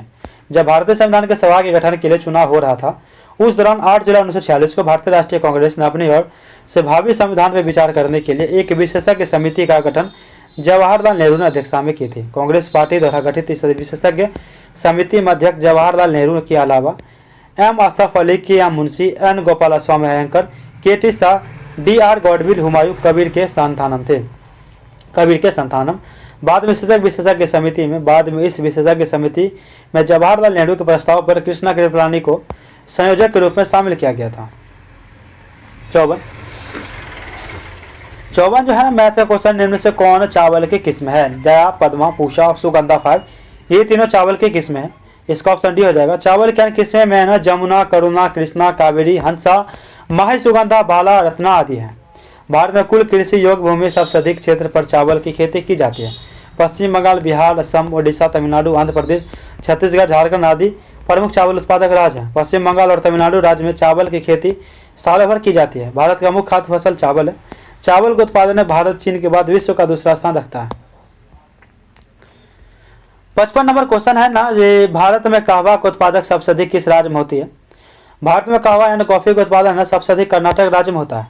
कर्नाटक राज्य भारत के कुल कहवा उत्पादन का लगभग 71% उत्पादित करता है। कर्नाटक के बाद कहवा उत्पादन में द्वितीय एवं तृतीय स्थान पर क्रमशः केरल एवं तमिलनाडु है। भारत में मुख्य रूप से अरेबिका और रोबस्टा कॉफी की किस्में उगाई जाती है। अरेबिका की बात करें तो यह एक हल्की और अधिक सुगंधित, जिसका बाजार मूल्य अधिक होता है। रोबस्टा की बात करें, इसमें कैफीन की मात्रा अधिक होती है। कहवा उत्पादन के लिए उष्ण आर्द्र जलवायु 16 डिग्री सेल्सियस से 28 डिग्री सेल्सियस तापमान तथा 150 से लेकर 250 सेंटीमीटर वार्षिक वर्षा वाला ढालू भूमि आदि आवश्यक तत्व है। 56 अफ्रीका महाद्वीप का सबसे उत्तर पश्चिम देश कौन सा है। तो अफ्रीका महाद्वीप का सबसे उत्तर पश्चिम देश हो जाएगा ना आपका मोरक्को हो जाएगा। मोरक्को के उत्तर में भूमध्य सागर, पश्चिम से अटलांटिक महासागर, दक्षिण में पश्चिम सहारा देश तथा पूर्व में अल्जीरिया देश है, जिस मिस्र में अफ्रीका महादेश के सबसे उत्तर पूर्वी देश में स्थित है। मोरक्को की राजधानी क्या है, रबात है। और पश्चिमी सहारा देश की राजधानी क्या है, तो लायून है। मिस्र की राजधानी काहिरा है और अल्जीरिया की राजधानी आपको अल्जीरियस है, अल्जीरियस। 57 की अगर बात करें ना, पृथ्वी के संबंध में निम्नलिखित में से कौन सा सही है। तो पृथ्वी के संबंध में दिए गए सभी तथ्य सही है। सूर्य से बढ़ती हुई दूरी के आधार पर सूर्यमंडल के ग्रह का क्रम है ना इस प्रकार रहे कि बुध, शुक्र, पृथ्वी, मंगल, बृहस्पति, शनि, यूरेनस एवं नेपच्यून बलून है। आकार के आधार पर ग्रहों के क्रम घटते क्रम में इस प्रकार से है कि बृहस्पति, शनि, यूरेनस, नेपच्यून, पृथ्वी, शुक्र, मंगल एवं बुध है। सौरमंडल के ग्रह में पृथ्वी का घनत्व सबसे अधिक है। पृथ्वी का औसत घनत्व है ना 5.52 ग्राम प्रति घन सेंटीमीटर है। अधिक घनत्व के क्रम में दूसरे, तीसरे, चौथे स्थान पर क्रमशः बुध एवं शुक्र, मंगल है। बुध का औसत है ना घनत्व आपके 5.5 ग्राम प्रति घन क्यों है सेंटीमीटर। शुक्र का औसत घनत्व आपको 5.27 ग्राम घन सेंटीमीटर क्यों है। मंगल का औसत घनत्व है ना 3.95 ग्राम घन सेंटीमीटर है। घन भी पढ़ सकते हैं, क्यों पढ़ने की जरूरत नहीं है। बुध का याद रखिएगा 5.50 और आप स्क्रीनशॉट ले लीजिए। पृथ्वी का तो याद रखना ही रखना है 5.52। 58 निम्नलिखित में से किसकी राजधानी अशगाबाद है। तुर्कमेनिस्तान की राजधानी है ना अशगाबाद है। तजाकिस्तान की राजधानी दुशांबे है। कजाकिस्तान या कजाकिस्तान की राजधानी अस्ताना है। उज्बेकिस्तान की राजधानी ताशकंद है। किर्गिस्तान की राजधानी बिश्केक है। अफगानिस्तान की राजधानी है काबुल। पाकिस्तान की राजधानी इस्लामाबाद। पाकिस्तान की राजधानी इस्लामाबाद है। हेड्स ऑफ जेके प्रीमाइड। 59 संयुक्त राज्य अमेरिका का निम्नलिखित में से कौन सा शहर है ना वायुयान निर्माण के लिए एक प्रसिद्ध औद्योगिक नगर है। संयुक्त राज्य अमेरिका का सिएटल शहर वायुयान निर्माण के लिए एक प्रसिद्ध औद्योगिक नगर है। सिएटल संयुक्त राज्य अमेरिका के वाशिंगटन राज्य का एक प्रमुख नगर है। संयुक्त राज्य अमेरिका का डेट्रॉयट नगर ऑटोमोबाइल्स इंडस्ट्री के लिए विश्व प्रसिद्ध है। पिट्सबर्ग के इस्पात नगरी या धुएं का नगर भी कहा गया है। संयुक्त राज्य अमेरिका का कंसास नगर मांस उद्योग के लिए क्या है तो प्रसिद्ध नगर है। संयुक्त राज्य अमेरिका का लॉस एंजल्स नगर फिल्म उद्योग एवं पेट्रोलियम उद्योग के लिए प्रसिद्ध नगर है। 60 नंबर निम्न से कौन आग्नेय चट्टान का उदाहरण नहीं है। सेल आग्नेय चट्टान का उदाहरण नहीं है। सेल अपसारी चट्टान का उदाहरण है। सेल गिरनाट बेसाल्ट तथा ग्रेवो आग्नेय चट्टान के उदाहरण है। आग्नेय चट्टान के अन्य उदाहरण में डोलोराइट, पेरिडोराइट और सैलोराइट्स और एंडेसाइट्स आदि हैं। अब सारी चट्टान की बात करें यानी सेडिमेंट्री रॉक्स के प्रमुख उदाहरण में बलुआ पत्थर, चीका चट्टान, क्या कहते हैं कॉन्ग्लोमेरेट, सेल, लोयस, चूना पत्थर, कोयला, पिट्स, खरिया मिट्टी, सेल खरी इत्यादि आते हैं। अब सारी चट्टान है ना पृथ्वी की ऊपरी सतह के 75% भाग पर फैली हुई है, जो आयतन के 7 से लेकर 7-8% मात्र है। 61 निम्नलिखित पदार्थों को उनके बढ़ते हुए विद्युत प्रतिरोधकता के क्रम में व्यवस्थित करें। नाइक्रोम, कांच, तांबा। ऑप्शन सी हो जाएगा तांबा, नाइक्रोम, कांच। बढ़ती हुई विद्युत प्रतिरोधकता का सही क्रम हो जाएगा तांबा, नाइक्रोम, कांच।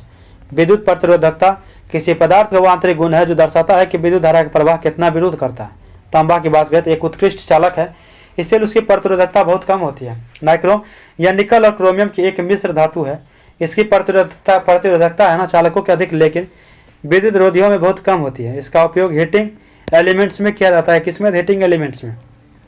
कांच एक विद्युत रोधी इंसुलेटर है, जिसका अर्थ है कि यह विद्युत धारा का प्रवाह लगभग नहीं होने देता है, इसीलिए इसका प्रतिरोधकता बहुत अधिक होता है। इस प्रकार क्रम में चालक, मिश्र धातु और विद्युत रोधी है। 62 नंबर 62 हो जाएगा। एक उत्तल दर्पण द्वारा बनाए गए प्रतिबिंब के लिए निम्नलिखित में से कौन सा कथन सदैव सत्य होगा। कथन का है ना क्वेश्चन डायरेक्ट ही पढ़ लेते हैं, ऑप्शन डी हो जाएगा इसका आंसर। उत्तल दर्पण जिसे आप सारे दर्पण भी कहते हैं हमेशा एक ही प्रकार का प्रतिबिंब बनाता है, एक ही प्रकार का, चाहे वस्तु कहीं भी रख दिया जाए। उस दर्पण में यदि वस्तु अनंत पर हो तो प्रतिबिंब क्या होता है? फोकस पे बनता है। फोकस पे प्रकाश किरणें परावर्तन के बाद फैल जाती है और दर्पण के पीछे एक बिंदु पर मिलती है, वही प्रतीत होती है। इसलिए प्रतिबिंब हमेशा भासी, जिसे पर्दा में नहीं लिया जा सकता और सीधा होता है। उत्तल दर्पण द्वारा बनाया गया प्रतिबिंब है ना हमेशा वस्तु के आकार से छोटा होता है। प्रतिबिंब हमेशा ध्रुव यानी पोल और फोकस के बीच दर्पण के पीछे बनता है। 63 का क्वेश्चन जो है ना, इसका क्वेश्चन मैं पढ़ता हूँ, पेज उल्टाना पड़ेगा। 63 है कि 2 एम्पियर की धारा प्रवाहित होने पे 10 ओम के प्रतिरोध के 5 सेकंड में उत्पन्न उष्मा की मात्रा की गणना करें तो उष्मा की मात्रा आपकी 200 जूल होगी। इसकी गणना जूल के तापन नियम यानी जूल्स लॉ एवं हीटिंग का उपयोग करके की जा सकती है। H बराबर I R स्क्वायर टी, जहाँ H क्या उष्मा है, I धारा है, R प्रतिरोध है और T समय है। इस तरह से निकाल लेंगे तो R का क्या आ जाएगा? 200 जूल आएगा। 64 नंबर क्वेश्चन है कि एक स्वस्थ मानव कान के लिए श्रव्य आवृत्ति फ्रीक्वेंसी का अनुमानित सीमा क्या होगी। तो एक स्वस्थ मानव कान के लिए श्रव्य है ना 20 हर्ट्ज से लेकर 20,000 तक होने चाहिए। आवृत्ति यानी फ्रीक्वेंसी को हर्ट्ज से मापा जाता है और यह घनत्व धारित यानी पिच को निर्धारित करती है। 20 हर्ट्ज से कम आवृत्ति को अवश्रव कहा जाता है, जैसे हाथी और बैल जैसे जानवर सुन सकते हैं। 20 हर्ट्ज से अधिक की आवृत्ति को प्राश्रव्य कहा जाता है, जिससे कुत्ते, चमगादड़ और डॉल्फिन जैसे जानवर सुन सकते हैं। मनुष्य की सुनने की क्षमता उम्र के साथ विशेषकर उच्च आवृत्तियों पर कम हो जाती है। 65 एक वस्तु को 15 सेंटीमीटर फोकस दूरी वाले अवतल दर्पण के सामने 30 सेंटीमीटर की दूरी पर रखा गया, प्रतिबिंब कहाँ बनेगा? प्रतिबिंब है ना दर्पण से 30 सेंटीमीटर की दूरी पर बनेगा। यह अवतल दर्पण की फोकस पर वक्रता केंद्र यानी C=2 बराबर 30 सेंटीमीटर में बनेगा। वस्तु को दर्पण से 30 सेंटीमीटर की दूरी पर रखा गया, जिससे अर्थ है कि वस्तु वक्रता केंद्र पर बनाया गया है। अवतल दर्पण के लिए नियम है कि जब वस्तु को वक्रता केंद्र पर रखा जाए तो वस्तु उसका वास्तविक उल्टा और समान आकार का प्रतिबिंब वक्रता केंद्र पर ही बनता है। क्या sir? International institute for management development smart city index 2025 के अनुसार विश्व का सबसे स्मार्ट शहर कौन सा हो जाएगा? तो international institute for management development smart city index 2025 के अनुसार विश्व का सबसे स्मार्ट शहर हो जाएगा ना ज्यूरिख है। इस सूची में ओस्लो और जेनेवा क्रमशः दूसरे और तीसरे स्थान पर आते हैं। IMD स्मार्ट सिटी इंडेक्स 2025 के रैंकिंग में दुबई 12वें स्थान से चौथे स्थान पर तथा आबू धाबी है ना 10वें स्थान से 5वें स्थान पर पहुंच गया है। IMD द्वारा 2025 तक विश्व के शीर्ष 10 स्मार्ट सिटी शहर है।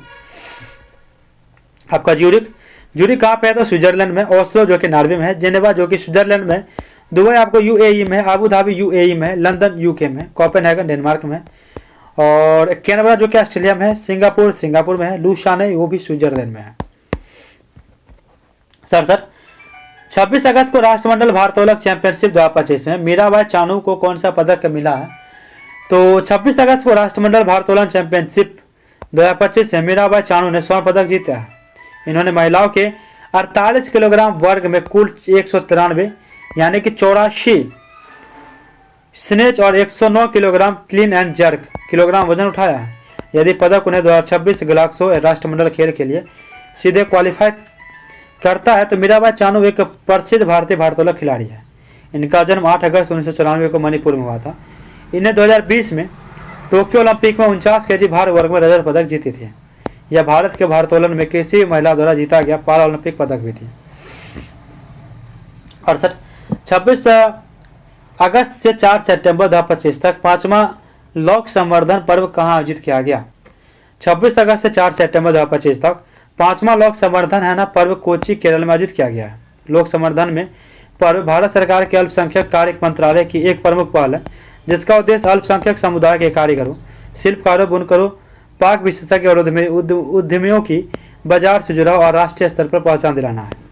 लोक संवर्धन 2025 का उद्घाटन केंद्रीय अल्पसंख्यक कार्यों और मत्स्य पालन, पशुपालन और डेयरी राज्य मंत्री जैसे कि जॉर्ज कुरियन ने किया था। कौन? जो जॉर्ज कुरियन ने किया था।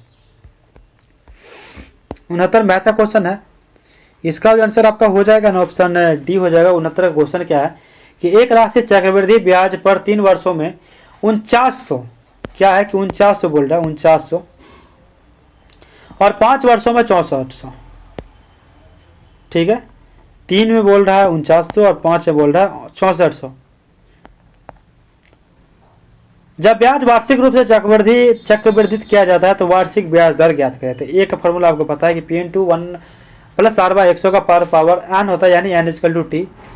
इस तरह से हम निकाल लेंगे इसका समीकरण से। देख सकते हैं सॉल्यूशन, आप वीडियो को पॉज करके भी देख सकते हैं। R के वैल्यू कितना आ गया? 14.2/7%। ऐसे सेकेंड मेथड की अगर बात की जाए तो सेकेंड मेथड इसका बहुत आसान है।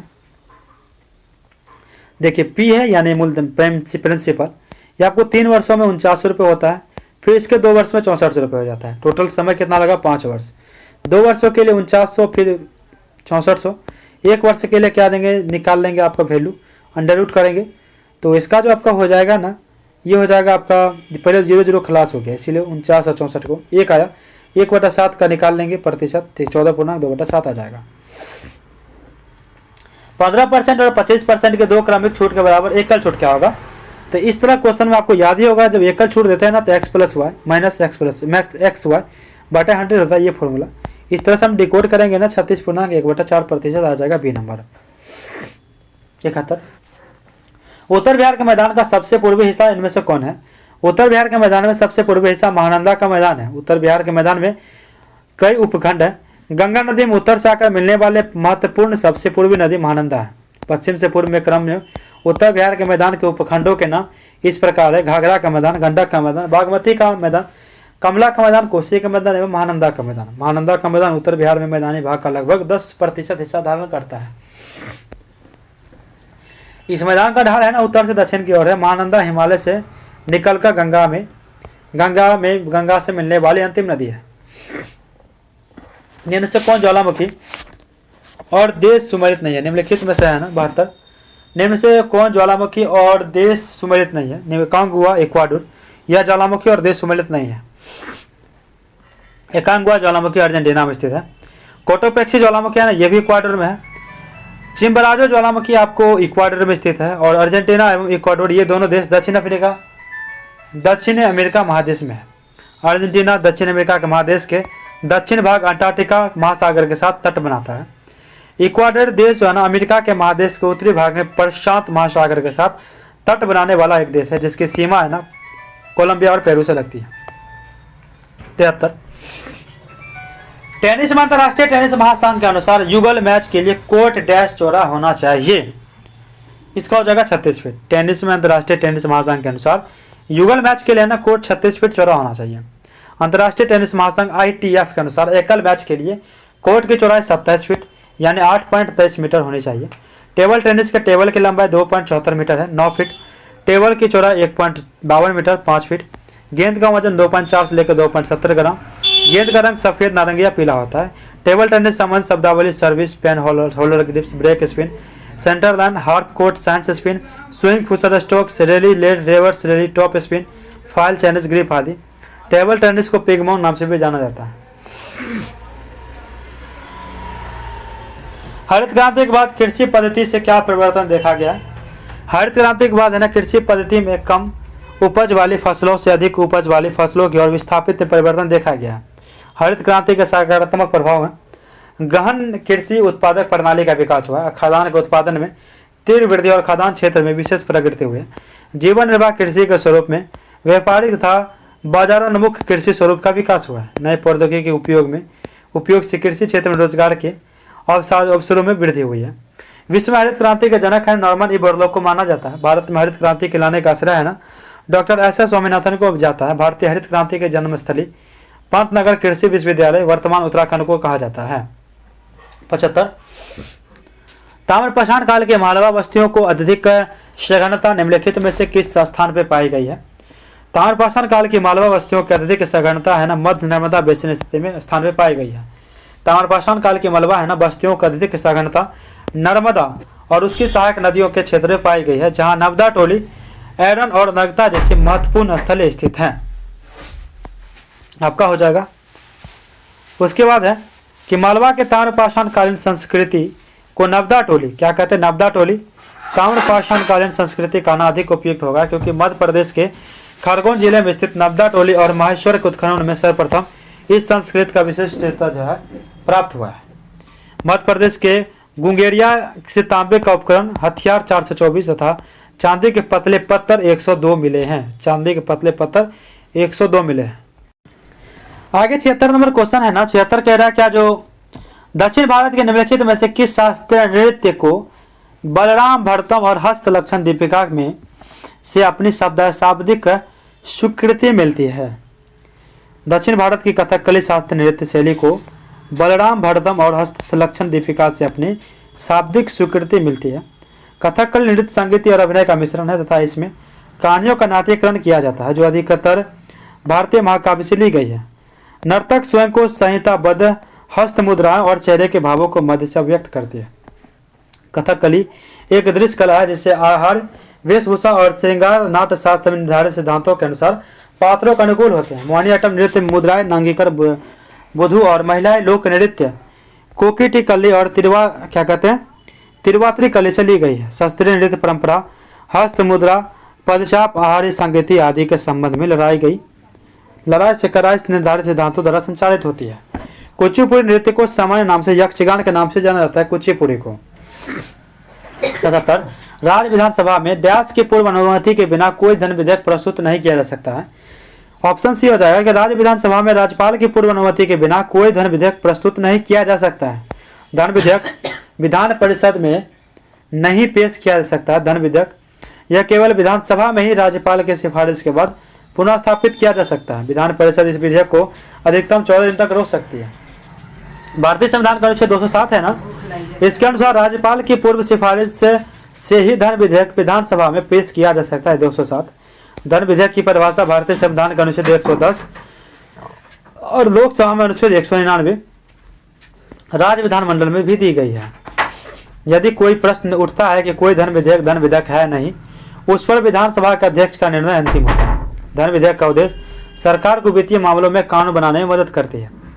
धन विधेयक के संबंध में है ना विशेष प्रकार के प्रावधान अनुच्छेद 198 में किया गया है। 78 खिलाफत आंदोलन निम्नलिखित में से किस समुदाय से संबंधित था? तो खिलाफत आंदोलन मुस्लिम समुदाय से संबंधित था। 1919 में अली बंधु यानी मोहम्मद अली, शौकत अली, मौलाना आजाद हकीम, अजमल खां तथा हसरत मोहानी ने नेतृत्व में खिलाफत कमेटी का नेतृत्व किया था। 23 नवंबर 1919 को दिल्ली में खिलाफत कमेटी के प्रथम भारतीय सम्मेलन आयोजित किया गया, जिसकी अध्यक्षता गांधी जी द्वारा की गई थी। खिलाफत आंदोलन के मुख्य उद्देश्य क्या थे? तो भारत में मुसलमानों में ब्रिटिश विरोधी भावना उत्पन्न करना, ऑटोमन साम्राज्य की रक्षा और खिलाफत का रक्षण। खिलाफत आंदोलन भारतीय मुसलमान का मित्र राष्ट्रों के विरुद्ध, विशेषकर ब्रिटेन के खिलाफ टर्की में खलीफा के समर्थन में आंदोलन था। 17 अक्टूबर 1919 को अखिल भारतीय खिलाफत दिवस मनाया गया था। 79 का आंसर हो जाएगा। 1951 में जनगणना के अनुसार है ना भारत की साक्षरता दर कितनी थी? 1951 की जनगणना के अनुसार भारत साक्षरता दर है ना 18.33% थी। भारत में साक्षरता दर 7% से उससे अधिक आयु वाले जनसंख्या का प्रतिशत अगर ज्ञात करें तो वर्ष व्यक्ति पुरुष स्त्री साक्षरता दर में स्त्री पुरुष के बीच अंतर 1951 में अगर बात करें तो व्यक्ति 18.3% था, पुरुष से 27.2, स्त्री 8.9। 1961 में 28.3, 40.4 पुरुष और 15.35। इंपॉर्टेंट ये नहीं है आपका, आप हाल फिलहाल हम ये देख लेते हैं, 1 और 11 देख लेते हैं, ठीक है। वैसे 51 का पूछा तो 51 को बस आप याद रखिए कितना है, तो 18.33% है, ठीक है। जनगणना के साथ भारत की साक्षरता दर 18.3। वैसे 2001 की अगर बात की जाए ना 2001 में 64.83% और 11 में 74.004%, 74.04%। और वहीं अगर पुरुष की अगर बात की जाए तो पुरुष की साक्षरता 2001 में थी 75.26% और 11 में थी 82.14%। महिला की तो महिला आपको 2001 में थी 54.2%, 11 में थी 65.46%। साक्षरता दर में स्त्री पुरुष के बीच अंतर की बात करें तो 2001 में थी आपको 21.59% और 11 में थी 16.89%। स्क्रीनशॉट इस तरह से ले लीजिएगा। देखिए मेरा भी हो गया। 80 नंबर, ब्रह्मपुत्र नदी हिमालय के किस क्षेत्र से निकलती है? तो ब्रह्मपुत्र नदी है ना हिमालय के उत्तरी क्षेत्र से निकलती है। हिमालय के उत्तर से स्थित मानसरोवर झील के पास कैलाश श्रेणी के चामगुंड हिमालय से निकलने के पश्चात तिब्बत में सांगपो नाम से पूर्व की ओर प्रवाहित होती है। तिब्बत में रांगबो सांपो इसके दाहिने तट की प्रमुख नदी है। इसके बाद सेटिकियल्स ब्रेंड के सहारे नामचे के निकट मध्य हिमालय कटौती हुई यांगपा दर्रे के द्वारा दक्षिण दिशा से मुड़कर यू टर्न लेते हुए भारत का अरुणाचल प्रदेश में प्रवेश करती है, जहाँ इसे दिहांग नाम से जाना जाता है।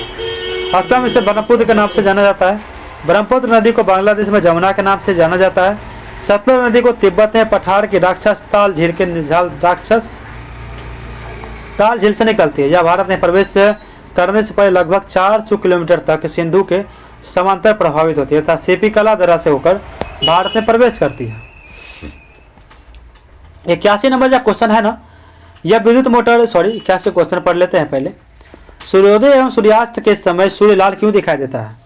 सूर्योदय एवं सूर्यास्त 81 क्वेश्चन है कि एक विद्युत मोटर एक ऐसा उपकरण है जो परिवर्तित करता है। बी हो जाएगा कि एक विद्युत मोटर है ना विद्युत ऊर्जा को यांत्रिक ऊर्जा में परिवर्तित करती है। विद्युत मोटर विद्युत धारा के चुंबकीय प्रभाव के सिद्धांत पे कार्य करता है। जब एक चुंबकीय क्षेत्र में रखी कुंडली में धारा प्रवाहित की जाती है तो उस पर एक बल आघूर्ण लगता है जिसका वह घूमने में लगती है। यह घूर्णन गति है ना यांत्रिक ऊर्जा यानी पंखे, वॉशिंग मशीन, मिक्सर और अन्य कई उपकरणों को चलाने में कम आती है। इसके विपरीत एक विद्युत जनरेटर यानी डायनेमो यांत्रिक ऊर्जा को विद्युत ऊर्जा में परिवर्तित करता है, ठीक है। 82 का क्वेश्चन आएगा कि सूर्योदय और सूर्यास्त के समय है ना सूर्य लाल क्यों दिखाई देता है? तो सूर्योदय और सूर्यास्त के समय सूर्य लाल दिखाई देता है क्योंकि सूर्य के प्रकाश को वायुमंडल से लंबी दूरी तय करनी पड़ती है, जिससे छोटी तरंग दैर्घ्य वाला नीला प्रकाश कण प्रकीर्णित होकर हट जाता है।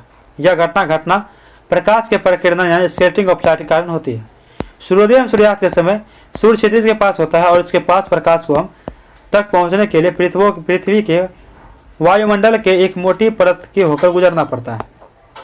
वायुमंडल के कण छोटी तरंगदैर्घ्य वाले प्रकाश से जैसे नीला एवं बैंगनी के सबसे अधिक प्रकीर्णन करते हैं, यानी उसे चारों ओर बिखेर देते हैं। लंबी दूरी तय करने के कारण नीला प्रकाश प्रकीर्णित होकर क्या होता है, हमारी आंखों तक नहीं पहुंच पाता है, जबकि सबसे लंबी तरंगदैर्घ्य वाला प्रकाश है ना, कम प्रकीर्णित होता है और सब सीधे हमारी आंखों तक पहुंचता है, जिससे हमें सूर्य और आकाश लाल दिखाई देता है।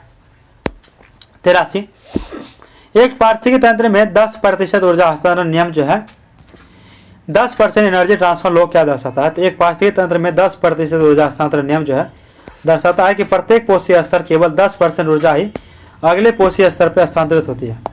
यह नियम लेंडमान द्वारा 1942 में दिया गया था। जब एक जीव दूसरे जीव खाता है तो उससे ऊर्जा एक पोषीय स्तर यानी ट्रॉपिक लेवल से दूसरे में हस्तांतरित होता है। यह प्रक्रिया में उपलब्ध ऊर्जा का लगभग 90% हिस्सा जीव की चयापचय क्रिया के जैसे श्वसन गति प्रजनन में उपयोग हो जाता है या उष्मा के रूप में नष्ट हो जाता है। केवल 10% ऊर्जा ही जीव के शरीर के संचित होती है और अगले पोषीय स्तर के लिए उपलब्ध होती है। यही कारण है कि खाद्य श्रृंखला आमतौर पर 4 से 5 स्तर से अधिक लंबी नहीं होती है। 84 लेग्यूमिनस पौधे जैसे कि मटर और चना को फसल चक्रण में शामिल करना क्यों महत्वपूर्ण माना जाता है। लेग्यूमिनस पौधे में जैसे मटर और चना को फसल चक्रण में शामिल किया जाता है क्योंकि उनके जड़ें ग्रंथिकाओं में राइबोसोम बैक्टीरिया रहते हैं जो कि वायुमंडल नाइट्रोजन का स्थिरीकरण कर मिट्टी की उर्वरता को बढ़ाते हैं। फसल चक्रण एक ही खेत में अलग अलग फसलों को एक ही नियोजित क्रम में उगाने की प्रथा है। लेग्यूमिनस पौधे है ना फलीदार फसलों को राइबोसोम नामक जीवाणु के साथ सहजीवी संबंध बनाते हैं। उनकी जड़ें की गांठें ग्रंथिकाएं में रहते हैं। ये जीवाणु वायुमंडल में मौजूद प्रचुर लेकिन अनुपयोगी नाइट्रोजन गैस N2 अमोनिया और नाइट्रेट जैसे उपयोगी यौगिकों में परिवर्तित करते हैं। यह प्रक्रिया है नाइट्रोजन स्थिरीकरण क्या करते हैं। यह प्राकृतिक रूप से मिट्टी को नाइट्रोजन में समृद्ध करता है जिससे रासायनिक उर्वरक पर निर्भरता कम होता है और मिट्टी का स्वास्थ्य बना रहता है। जैव उर्वरक के नाम मुख्य कार्य की बात करें तो राइबोसोम दलहनी फसलों में नाइट्रोजन का स्थिरीकरण करता है। एग्जोक्टोबैक्टर गैर दलहनी फसलों या अनाजों सब्जियों के लिए नाइट्रोजन स्थिरीकरण करता है। एंजियोस्पाइरिलियम अनाज वाली फसलें यानी मक्का गेहूं गन्ना में नाइट्रोजन स्थिरीकरण करता है। नील हरित शैवाल यानी ब्लू ग्रीन बेलगी धान के खेत में नाइट्रोजन की पूर्ति करता है। एजोला धान की फसल के लिए नाइट्रोजन का एक उत्कृष्ट स्रोत है। और फास्फोबैक्टीरिया ने PSP मिट्टी में घुलनशील फास्फोरस को घुलनशील बनाकर पौधे को उपलब्ध कराता है। और उसके बाद माइकोराइजा पौधे को मिट्टी से फास्फोरस और अन्य पोषक तत्व यानी अवशोषित करने में मदद करता है। पोटासियम मोबिलाइजिंग की बात करें मोबिलाइजिंग मिट्टी में स्थिर पोटास को पौधे के उपलब्ध कराता है। इसके बाद एसिटोबैक्टर मुख्य रूप से गन्ने की फसल में नाइट्रोजन का स्थिरीकरण करता है। 85 क्वेश्चन है कि मधुमक्खी का पालन का मुख्य उद्देश्य क्या है। तो मधुमक्खी पालन का मुख्य उद्देश्य है ना शहद और मोम का उत्पादन करना है। एपीकल्चर मधुमक्खी को पालने और उनके छत्तों का प्रबंधन करने का विज्ञान और कला है। इसका प्राथमिक व्यवसायिक उद्देश्य शहद का उत्पादन है जो एक प्राकृतिक स्वीटनर है और इसके कई औषधीय गुण भी है। एक अन्य महत्वपूर्ण उत्पाद मधुमक्खी का मोम है जिसका उपयोग मोमबत्ती सौंदर्य प्रसाधन और पॉलिश बनाने में किया जाता है। इसके अलावा मधुमक्खी परागण में एक महत्वपूर्ण भूमिका निभाती है जो एक फसल के उत्पादन के लिए आवश्यक है, जिससे एक कृषि के लिए भी अत्यंत महत्वपूर्ण सेरिकल्चर यानी रेशम उत्पादन से संबंधित है। 86 number Sundarban tiger reserve Bharat का कौन सा स्थान का सबसे बड़ा टाइगर रिजर्व बन गया है। सुंदरबन टाइगर रिजर्व है ना दूसरा सबसे बड़ा टाइगर रिजर्व बन गया है। सुंदरबन टाइगर रिजर्व का कुल क्षेत्रफल 3629.57 किलोमीटर स्क्वायर वर्ग किलोमीटर है।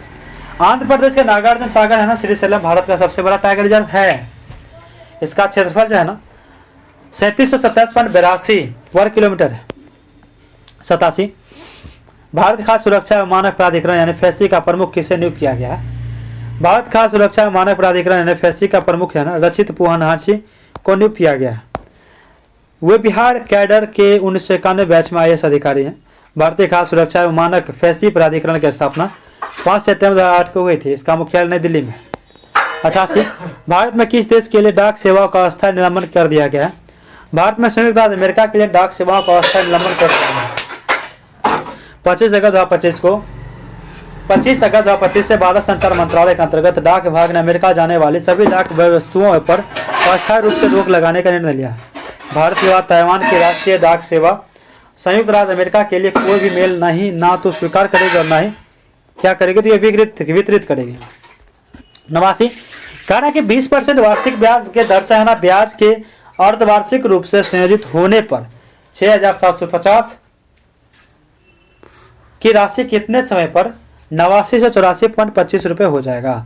चूंकि ब्याज अर्धवार्षिक संयोजित है तो दर क्या होगा, आधा हो जाएगा, समय दोगुना हो जाएगा, याद रखिएगा। और मिश्र धन का फॉर्मूला क्या आता है, A बराबर P/1 + R/x होगा पर पावर n का मतलब t होता है। इस तरह से वैल्यू डिकोड करेंगे तो इस तरह से आपका जो आंसर है ना ये आपका आ जाएगा 1.5 वर्ष। देख सकते हैं 90 नंबर क्वेश्चन है कि 3 घंटे एक साथ बजना शुरू होती है और क्रमशः 8 से 10 और 12 सेकेंड का अंतराल पर बजती है। 30 मिनट के बाद 30 मिनट में कितने बार एक साथ बजेंगे 30 मिनट में, ठीक है। एलसीएम पर निकाल लेंगे और 2 मिनट 120 सेकेंड यानी कि 2 मिनट हो गया। अब इस परिणाम क्या हो जाएगा, यानी 2 3 30/2 + 1, इसमें क्या कर देंगे 1 को ऐड कर देंगे, 16 मिनट हो जाएगा। 91 का क्वेश्चन क्या है कि 1905 में बंगाल विभाजन के लिए कौन सा ब्रिटिश अधिकारी उत्तरदायी था। 1905 में बंगाल विभाजन के लिए लॉर्ड कर्जन ब्रिटिश अधिकारी को उत्तरदायी था। वायसराय लॉर्ड कर्जन, जिनका कार्यकाल 1899 से 1905 भारत में ब्रिटिश साम्राज्यवाद का उच्चतम बिंदु था। इसके विभिन्न प्रशासनिक कार्य में सर्वाधिक विवादित कार्य बंगाल विभाजन रहा, जो राष्ट्रवाद पर किया गया एक प्रचंड प्रहार था। कर्जन ने शिमला से 19 जुलाई 1905 को बंगाल विभाजन की घोषणा की। 16 अक्टूबर 1905 से बंगाल विभाजन की घोषणा प्रभावी हुई। पूरा बंगाल पूर्वी था पश्चिम बंगाल में बट गया। पूर्वी बंगाल और असम को मिलाकर एक नया प्रांत भी बनाया गया, जिससे राजशाही, चटगांव या ढाका आदि सम्मिलित थे तथा दूसरे भाग में पश्चिम बंगाल, बिहार और उड़ीसा शामिल थे। कर्जन ने ढाका को मुस्लिम बहुल प्रांत यानी पूर्वी बंगाल की राजधानी बनाया। पंडित मदन मोहन मालवीय ने 1909 में कांग्रेस अधिवेशन में कहा कि लॉर्ड रिपन भारतीय वायसराय में सबसे अधिक लोकप्रिय था। लॉर्ड लिटन ने विख्यात कवि, उपन्यासकार और निबंध लेखक तथा साहित्य जगत में ऑर्बन वेरिटिस के नाम से जाना जाता है। मुस्लिम लीग की स्थापना 30 दिसंबर 1906 के समय लॉर्ड मिंटो द्वितीय भारत के वायसराय थे। मुस्लिम लीग की स्थापना के समय लॉर्ड मिंटो द्वितीय वायसराय थे। 92 पंच क्या कहते हैं, 5वीं पंचवर्षीय योजना 1974 से लेकर 79 के मुख्य उद्देश्य क्या थे। 5वीं पंचवर्षीय योजना 1974 से लेकर 1979 के अगर मुख्य उद्देश्य की बात की जाए ना तो गरीबी हटाना और आत्मनिर्भरता प्राप्त करना है। 5वीं पंचवर्षीय योजना गरीबी उन्मूलन और आत्मनिर्भरता प्रमुख उद्देश्य थे। 5वीं पंचवर्षीय योजना में उत्पादन और रोजगार के अवसरों का, ठीक है, अवसरों का कहाँ पे थे, विस्तार करके सामाजिक न्याय प्राप्त करने के लिए विस्तृत कार्यक्रम बनाए गए थे। 5वीं योजना में सार्वजनिक वितरण प्रणाली तथा न्यायपूर्ण श्रम नीति के विकास का महत्व दिया गया। 5वीं योजना में निर्यात प्रोत्साहन एवं आयात प्रतिस्थापन भी बल दिया गया। 5वीं पंचवर्षीय योजना के दौरान जो है ना 1975 में 20 सूत्री कार्यक्रम शुरू किया गया था। कितना, तो 20 सूत्री कार्यक्रम। 8वीं पंचवर्षीय योजना में 1992 से लेकर 1997 तक था। 8वीं पंचवर्षीय योजना में आधिकारिक संरचनाओं को सुदृढ़ बनाने का प्रयास किया गया। प्रथम पंचवर्षीय योजना, जिनका कार्यकाल टाइम पीरियड 1951 से लेकर 1956 तक था, में कृषि को सर्वोच्च प्राथमिकता दी गई। द्वितीय पंचवर्षीय योजना 1956 से लेकर 61 में उद्योगों के विकास को प्राथमिकता दी गई। बहुत इंपॉर्टेंट है, आप स्क्रीनशॉट ले सकते हैं। अब आते 93 पे। बिहार में किस जिले के सिल्क सिटी के नाम से जाना जाता है। बिहार के भागलपुर जिले को सिल्क सिटी के नाम से जाना जाता है। भागलपुर में रेशम उद्योग एवं सिल्क टेक्सटाइल संस्था स्थित है। गया, फुलवारी शरीफ, मोकामा, मुंगेर, डुमराव, मुजफ्फरपुर, भागलपुर, मधुबनी, किशनगंज, बिहार शरीफ आदि सूती वस्त्र उद्योग के प्रमुख केंद्र हैं। भागलपुर, कटिहार, मनोहरपुर, पूर्णिया आदि बिहार के रेशम उद्योग केंद्र हैं। बिहार में वस्त्र उद्योग में सूती वस्त्र, सिल्क वस्त्र, खादी, ऊनी वस्त्र सम्मिलित हैं।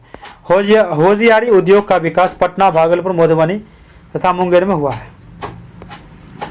जूट उत्पादन में है ना बिहार राज्य प्रथम स्थान के, जूट उत्पादन बिहार राज्य का स्थान भारत में क्या है ना द्वितीय स्थान पे है। अखबारी कागज उद्योग निम्न में से किस स्थान पर अवस्थित है। अखबारी कागज उद्योग नेपाल नगर में अवस्थित है। नेपाल नगर मध्य प्रदेश राज्य में जिला बुरहानपुर में है। 1947 में इसकी स्थापना हुई थी। नेपाल लिमिटेड भारत में अखबारी कागज बनाने वाला भारत सरकार का एक उपक्रम है। Hindustan newsprint limited Mysore paper mills यानी भद्रावती एवं Tamil Nadu news print and paper limited देश में अखबारी कागजों के प्रमुख उत्पादक हैं। भारत विशेष गुणवत्ता वाले कागज, currency printing paper, Ivory board, vegetable, पॉच मेटल पेपर आदि का आयात करता है। भारत में आधुनिक तरीके से कागज बनाने का प्रथम मिल जो है ना, प्रथम मिल की स्थापना 1812 में पश्चिम बंगाल के श्रीरामपुर में हुई थी, जो कि असफल रही थी। प्रथम सफल कागज कारखाना वर्ष 1867 में कोलकाता के बालीगंज में लगाया गया। उत्तर प्रदेश में प्रथम कागज कारखाना 1879 में लखनऊ में लगाया गया था। कागज उद्योग में सेलुलोज लुगदी को कागज माल के रूप में किया जाता है। कागज उद्योग में सेलुलोज लुगदी को कच्चे माल के रूप में प्रयोग किया जाता है। 95 नंबर का, भारत और चीन के बीच सीमा रेखा क्या कहा जाता है? भारत और चीन के बीच सीमा रेखा को है ना मैकमोहन रेखा कहा जाता है। मैकमोहन रेखा तिब्बत और ब्रिटिश भारत के बीच 1914 में निर्धारित हुआ था। डूरंड रेखा पाकिस्तान और अफगानिस्तान के बीच की सीमा रेखा। डूरंड रेखा का निर्धारण 1894 में ब्रिटिश सिविल सेवा पर हेनरी मोर्टिमर डूरंड और तत्कालीन अफगान शासक अमीर अब्दुल रहमान के बीच हुए समझौते द्वारा किया गया था। रेड क्लिफ रेखा भारत और पाकिस्तान के बीच की सीमा रेखा। भारत विभाजन के पश्चात है ना 17 अगस्त 1947 को सर सिरिल रेडक्लिफ की अध्यक्षता में सीमांकन आयोग बनाया गया। 24 डिग्री समांतर अक्षांश रेखा भारत पाकिस्तान के बीच है। इंदिरा पॉइंट ग्रेट निकोबार में स्थित है, जो भारत और सुदूर दक्षिणतम बिंदु है। 96 पंचायतों में वित्तीय स्थिति की समीक्षा के लिए राज्य सरकार प्रत्येक 5 वर्षों में क्या गठित करती है? पंचायतों की वित्तीय स्थिति की समीक्षा के लिए राज्य सरकार प्रत्येक 5 वर्षों में समाप्ति पर वित्त आयोग का गठन करती है। राज्यपाल द्वारा ऐसे वित्त आयोग गठन का उपबंध अनुच्छेद 243 और अनुच्छेद 243 के वाय में उपलब्ध है। इसके तहत गठित वित्त आयोग पंचायत राज नगर पालिकाओं के आता है। आगे आपका राज्य वित्त आयोग द्वारा सौंपी गई रिपोर्ट राज्यपाल राज्य विधानमंडल में रखवाता है। 243 के अनुसार पंचायती राज के लिए राज्य वित्त आयोग का प्रावधान है। 243 के वाय में भी नगर पालिका के लिए राज्य वित्त आयोग का प्रावधान है। अनुच्छेद 243 में पंचायत से संबंधित परिभाषा कैसे? तो पंचायत से संबंधित परिभाषा है। अनुच्छेद 243 के ए में ग्राम सभा, अनुच्छेद 243 के बी में पंचायत के गठन, अनुच्छेद 243 के सी में पंचायत की संरचना एवं 243 के डी में आरक्षण का उल्लेख है। पंचायत में चुनाव लड़ने की न्यूनतम आयु 21 वर्ष होती है। कितने? तो आपको 21 वर्ष होती है पंचायतों में। 97 करेवा किस प्रकार खेती के लिए प्रसिद्ध है? करेवा केसर की खेती के लिए प्रसिद्ध है। रेत, गाद की मिट्टी, सेल इत्यादि के निक्षेप को कश्मीर घाटी में करेवा क्या कहता है? तो करेवा कहा जाता है। करेवा कश्मीर घाटी के झील निक्षेप है। करेवा मुख्यतः केसर, बादाम, अखरोट से मेवों की खेती के लिए प्रयोग की जाती है। कश्मीर में करेवे का अर्थ है ऊपरी उठी हुई भूमि। करेवा शब्द का प्रयोग सर्वप्रथम गॉडविन ऑस्टिन ने किया था। करेवा अत्यधिक उपजाऊ जलोढ़ मिट्टी और बलुआ पत्थर के जैसे अन्य तलछट से बना है। श्रीनगर हवाई अड्डे के निर्माण के लिए बडगाम में दामोदर करेवा को नष्ट किया गया था। बडगाम में 98 गरजने वाले 40 कुद 50 चीखने वाली 60 पवने पृथ्वी के किस गोलार्ध में चलती है? गरजने वाली 40 कुद 50 चीखने वाली 60 पवने पृथ्वी के दक्षिण गोलार्ध में चलती है। इन पवनों का नाम 40, 50, 60 दक्षिण अक्षांश के रखाव के नाम पर है। दक्षिणी गोलार्ध में स्थल भाग की कमी का होना ऐसी पवनों के तेज की गति का कारण बनता है। 30 से 35 डिग्री अक्षांश से 60 डिग्री अक्षांश की ओर चलने वाले पवन को पछुआ पवन कहते हैं। 40 डिग्री दक्षिण अक्षांश पर पछुआ पवन को गृहस्थी 40 यानी 50 डिग्री दक्षिण अक्षांश पे प्रचंड 50 तथा 60 डिग्री दक्षिण अक्षांश पे है ना चीखती 60 भी कहते हैं। जिस वायु की दिशा में सालों भर एक ही तरफ होती है, जिस वायु की दिशा सालों भर एक ही तरह की होती है, उसे प्रचलित पवन सनातनी पवन कहते हैं। 30 से 35 डिग्री अक्षांश से विषुवतीय रेखा की ओर चलने वाले पवन को व्यापारिक पवन, पूर्वा पवन या सनमार्गी पवन भी कहते हैं। दोनों ध्रुव से है ना 60 से 60 डिग्री अक्षांश की ओर चलने वाली पवन को ध्रुवीय पठन कहते हैं। क्या कहते हैं? आपको ध्रुवीय पठन कहते हैं। 99 सौरमंडल का प्रधान आकाशपिंड कौन होता है? तो आपको सभी को पता है कि सूर्य होता है। सौरमंडल के अंतर्गत सूर्य एवं उसकी गुरुत्वीय सीमा से आने वाले ग्रह, उपग्रह एवं अन्य आकाशीय पिंड आते हैं। सूर्य पृथ्वी के सबसे निकट का तारा है। सूर्य की आंतरिक संरचना के केंद्रीय भाग को कोर कहा जाता है। सूर्य के कोर का तापमान 15 मिलियन डिग्री सेल्सियस होता है। सूर्य के प्रकाश मंडल का तापमान 6000 डिग्री सेल्सियस तक होता है। सूर्य के धब्बे का ताप 4500 डिग्री सेल्सियस तक होता है। ब्रह्मांड के अध्ययन को क्या कहते हैं? कोस्मोलॉजी। भारतीय जनगणना 2011 के अनुसार सबसे अधिक अनुसूचित जनजाति कौन है? तो भारतीय जनगणना 2011 के अनुसार सबसे अधिक अनुसूचित जनजाति जो है ना भील है। भील जनजाति मुख्यतः राजस्थान, आंध्र प्रदेश, छत्तीसगढ़, गुजरात, महाराष्ट्र, कर्नाटक, त्रिपुरा राज्य में पाई जाती है। भील जनजाति के लोगों के रीति रिवाज राजपूतों की तरह हैं, अतः ये लोग भीली भाषा बोलते हैं। गोंड जनजाति लगभग 13 राज्य में निवास करते हैं। कौन? तो गोंड। गोंड द्रविड़ परिवार की जनजाति है। इसका भूत प्रेत और जादू टोना से अधिक विश्वास है। संथाल भारत की तीसरी सबसे बड़ी जनसंख्या वाला जनजाति है संथाल। और संथाल जनजाति कुशल कृषक एवं उत्तम शिकारी होते हैं। संथाल जनजाति कुशल कृषक एवं उत्तम शिकारी होते हैं। जनसंख्या में भील के बाद गोंड का स्थान आता है। जनजातीय जनसंख्या में है ना भील के बाद गोंड का स्थान आता है। गोंड के बाद संथाल जनजाति का यह स्थान आता है। गोंड के बाद आप कमेंट में बताइएगा कि बिहार में सबसे ज़्यादा कौन सी जनजाति पाई जाती है। और स्कोर एक बार कमेंट करके जरूर बताइएगा। स्कोर एक कमेंट करके जरूर बताइएगा। और इसी तरह से क्लास चलती ही रहेगी जब तक 30 के 30 प्रैक्टिस सेट खत्म ना हो जाए। और क्राउन की जो चल रही है ना वो भी चलेगी, अल्टरनेट में चल रही है। जैसे ही क्राउन खत्म होगी वैसे आपका रेगुलर रुक्मणी की वॉल्यूम 2 दरोगा सेट 2025 की चलेगी। और आप मैं पहले भी कहा था, अभी भी कर रहा हूँ, अगर आप मध्यसेट की तैयारी करते हैं ना तो भी आप अगर ये सेट बना रहे हैं तो कोई ज़रूरत नहीं है कि अलग सेट बनाने के लिए ज़्यादा दिमाग पे जोर डालना भी नहीं जरूर चाहिए। आप एक सेट मारिए और टेक्स्ट बुक पढ़ा करिए। टेक्स्ट बुक तो पढ़ना ही जरूरी है, बहुत ज़रूरी है। और आज जो है ना लुसेंट की PYQ ऑब्जेक्टिव वस्तुनिष्ठ जो है वो बुक मैं स्टार्ट करने वाला हूँ। और उसमें है ना पॉलिटी आपकी स्टार्ट होगी, पॉलिटी से स्टार्ट करेंगे और उसके बाद देखेंगे आगे क्लास चलती रहेगी। तो मिलते हैं नेक्स्ट क्लास में। धन्यवाद, जय हिंद।